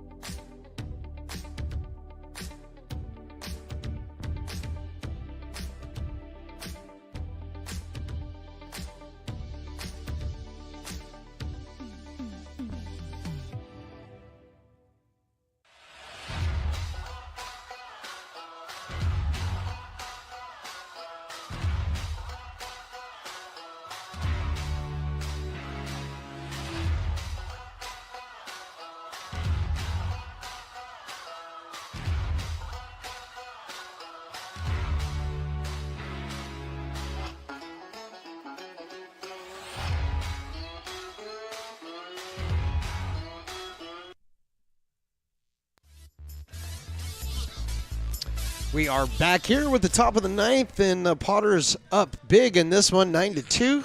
And a new pitcher on the mound, that's Nolan Thebe. Nolan Thebe, number 38. And I will look over at you in a second as soon as I find what I'm looking for over here, which is Nolan Thebe's info. I can't find it in front of me, so where is Nolan Thebe? There he is. All right, so Wilsonville, Oregon, and Jessup University. Nolan Reyes is pinch hitting. Is that what we're being told right now? Roland Reyes is pinch hitting for Camden Rush. Actually, he hit last time. Okay. Roland Reyes. Okay, thank you very much, sir. Appreciate that. So Roland Reyes has come in to hit for Camden Rush, and in fact, he hit for Camden Rush in the 7th inning, and he flied out to left field. So he's 0 for 1 on the day so far, but he'll come up and make his second at bat, and he will be facing Thebe. And did I write Thebe on the wrong side? I did. I wrote Thebe on the wrong side. That's okay, because that's just who I am. Nolan Thebe coming in, the big right-hander, stands up from the stretch, fires the first pitch, is a little bit high, 88 miles an hour.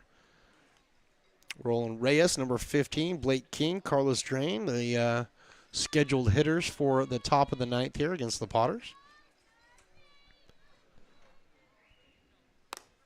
Next pitch is taken in there for a strike. 1-1. Gabe Maya came in and threw 1 inning, 1 solid inning. Fouled off to the screen over near the camera, but that's okay because it didn't do any damage. Still works great, so.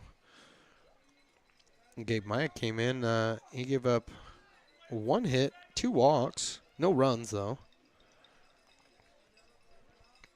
And had 2 strikeouts.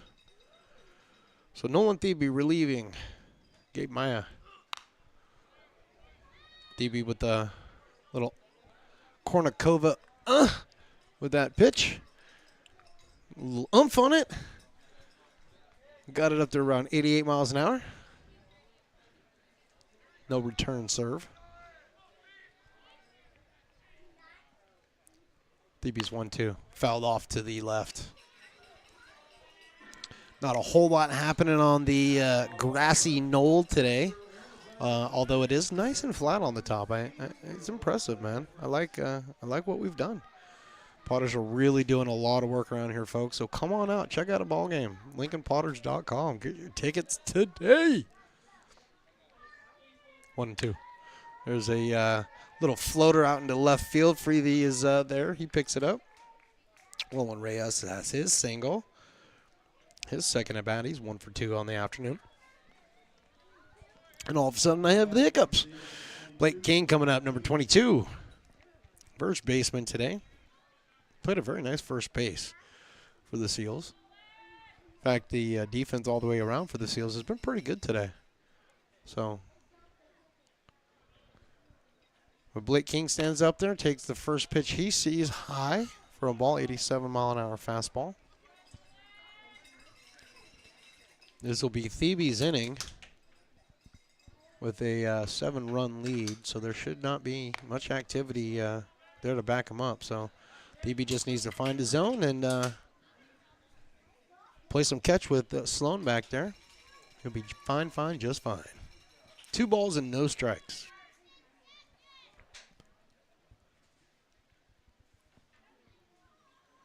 Two-0 pitch is hit out into left field. Freely heading back. Didn't get a great jump on it. Does pick it up and is able to make the catch. Fires back into second base. Roland Reyes is able to get back to first base, and that's the first out of the inning.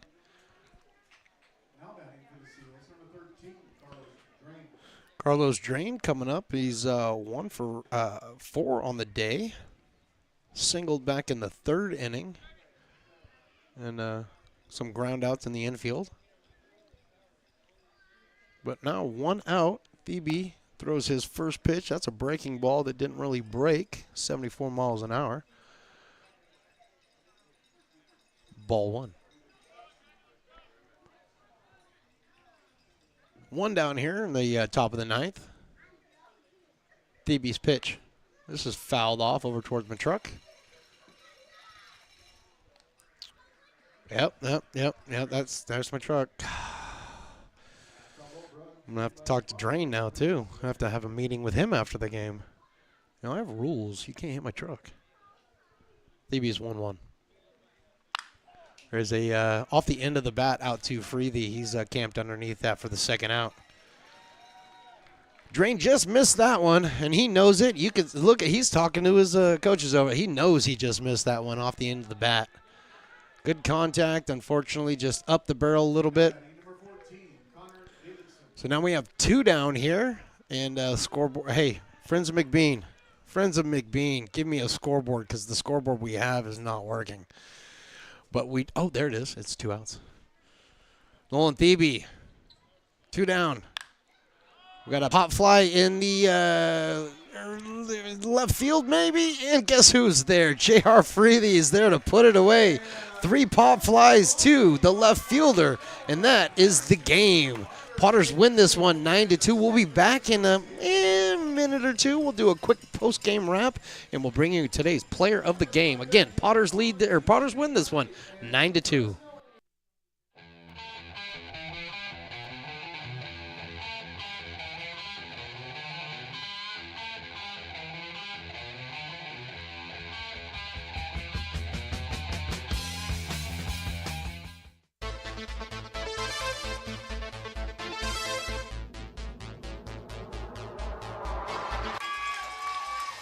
Pass flung on and missed. He got him on strikes at 86, the off-speeder. Bruno strikes out the side. Potters get the win 8-5.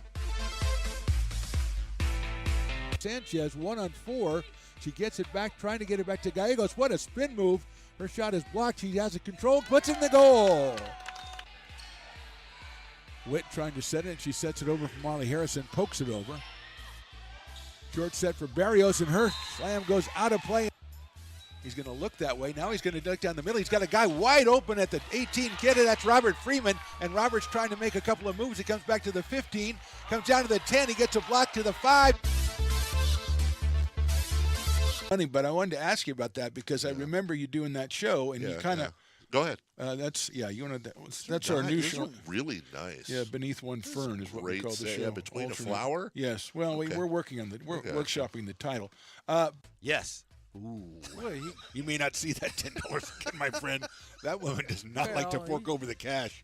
I heard him say he'd pay you next Tuesday. So That's right. I didn't bring pad and paper, so I don't know what to tell you what's going to happen when I come back. First so of all, I got to take notes. We may end up in one, especially on this episode of the Stones and Toys Show. Oh, snap.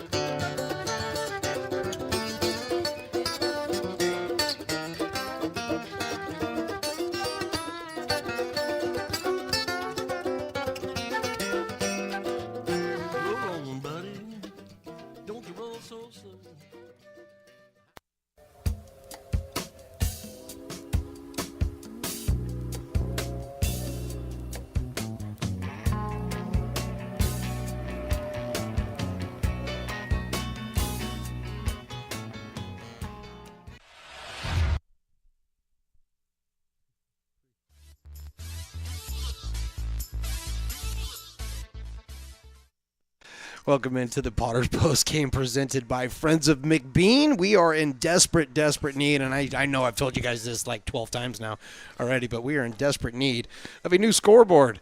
And the scoreboard, it only works when it wants to work. Actually, this is how we do this. I'm sorry. I'm teaching my engineer at the same time we're doing this, right? Yes, it's a learning. Friends of McBean, we're that's what we're doing here. So, Friends of McBean, we need your help, okay? We need your help. That QR code on your screen, please go scan that sucker. If you can give 50 cents, 50 cents is going to be huge going to a new scoreboard. We need some. Absolutely. Every little bit counts. That's a few light bulbs in it. We need some money, and we hope you can help us out. So always the pre and post game shows brought to you by Friends of McBean. friendsofmcbean.org if you want to help us out. So, and we do have a player of the game today, so let's go ahead and go down to the on-field camera, if you would, for me real quick. And let's go ahead and throw our player of the game presented by Old Town Pizza. I mean, I don't know how you give it to anybody else. I mean, there's obviously some really, really good candidates. Cade Parker, I mean, the triple, that was huge, right? Absolutely. I could absolutely give it to him. I mean. And then he followed it up with a 3-run home run. You bet. I mean, you got guys like Micah Marquez who comes in, throws 2 innings of no-hit ball. And, I mean, there's lots of good things, but the big grand slam by JT Walden, I don't know how you give it to anybody else at this point. It broke things loose today. It really did. It was a pitcher's duel, defensive battle, a lot of great plays out on the Seals defense, keeping the Potters runners honest and putting them out on the base paths as they were trying trying to choose some shenanigans here and there, Yep. as well as they turned some double plays. We had a nice 4-6-3 double or 6-4-3 double play as well. Always good to see the defense happening. But you're right, JT came up with his monster bat just like he does. Yeah. I know that a lefty when wearing number 25 It makes me happy. Makes you very happy. Yes, it And does. you Yes, know, it does. He And- continues with that power. And JT knows that. I've told him. I told him multiple times. This is not the first time we've had JT out here. Right. I mean, we've gotten to know him really well. And one of the things I've always told him is I said this park is built for you. It is. You know, this is a perfect park built for you. The way the wind runs out to right field, and how the batter's eye is kind of. Most people don't realize this, but the batter's eye, especially during the day, is really easy to see off of. But it's the 6:35 games. Those are the games that are tough. So those home runs that he hits in those evening games are so much more. They're so much harder than the one he hit today. But the one he hit today was a no-doubter, and again, it really just helped cement what the Potters needed. They need to get the win today. They improved to 12-1 on the year, the best start that the Potters have ever had here in Lincoln. Outstanding season. Or New anywhere skipper else. has really put things together nicely. I must say. Mr. Tyler Robinson, I really like this guy. Like I said, I was able to be down on that coaching staff for a little bit, and just to get to know him for the brief period of time that I did. He's a great manager. Yeah, he's a great manager, and the guys down there, I almost called them kids. I apologize. Nah. I'm old now, but the guys down there, they really respect him and they really respond to him. I was going to say that you can clearly tell that the team has gotten behind him and what he's putting out there for them to do, and Lincoln has always put together a tight-knit group of players, you can just see the excitement. Even today when they were doing the announcements of the lineups before we even started the broadcast, a lot of fun being had out there on the field with the guys as they were running out there. And then when Parker hit that last home run, just the celebration out on the field, everybody was out there, just it was at least his first time I've seen him out there on the field today. People forget that this group of guys most of them have only known each other for the amount of time they've been here. Yeah, exactly. Right? And you could just see the camaraderie out there on the field. Everybody was out there outside the dugout waiting for him to come back. It was great to see. Absolutely. So great game, good pitching, good defense all the way around. San Francisco Seals played a really good game considering it's their 7th game on the year. Yep. And you could definitely tell that the only thing that they're currently lacking is in the pitching side of the department because they're just not deep enough. Yeah, they just don't have enough arms. That's really Dalton what it came down to. Alford comes out and he throws 5 innings today and only gives up 2 runs against a Potters offense that's been really hot recently. Absolutely. So he did really well. It was Azevedo who really he had the tough go of it, but even after that they were able to bring in a couple of guys to really close this out. I was impressed with the San Francisco Seals. I know we'll see them again. They are in the Bay Area Collegiate League. Okay. So they've got a lot to be playing for. So we're definitely going to see them again, but I like what I've seen so far, but I really like the resilience that the Potters have. They were, again, like in many of the games that we've had this year, down early. Yep. Right.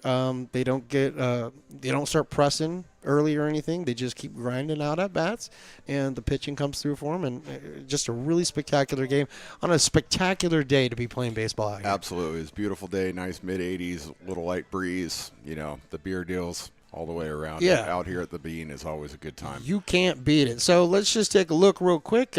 We will be back. We're always off on Mondays. We'll be back on a Tuesday with the Fresno A's coming in for a 2-game set. And then off on Thursday. Excuse me.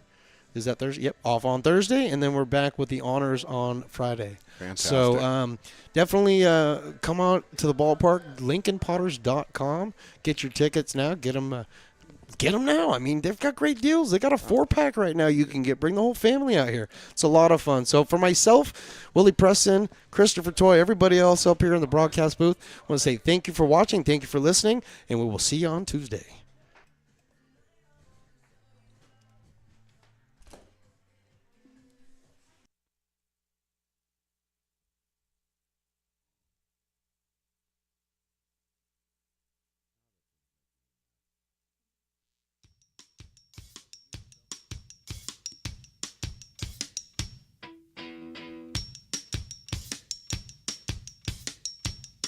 You gotta keep them separated.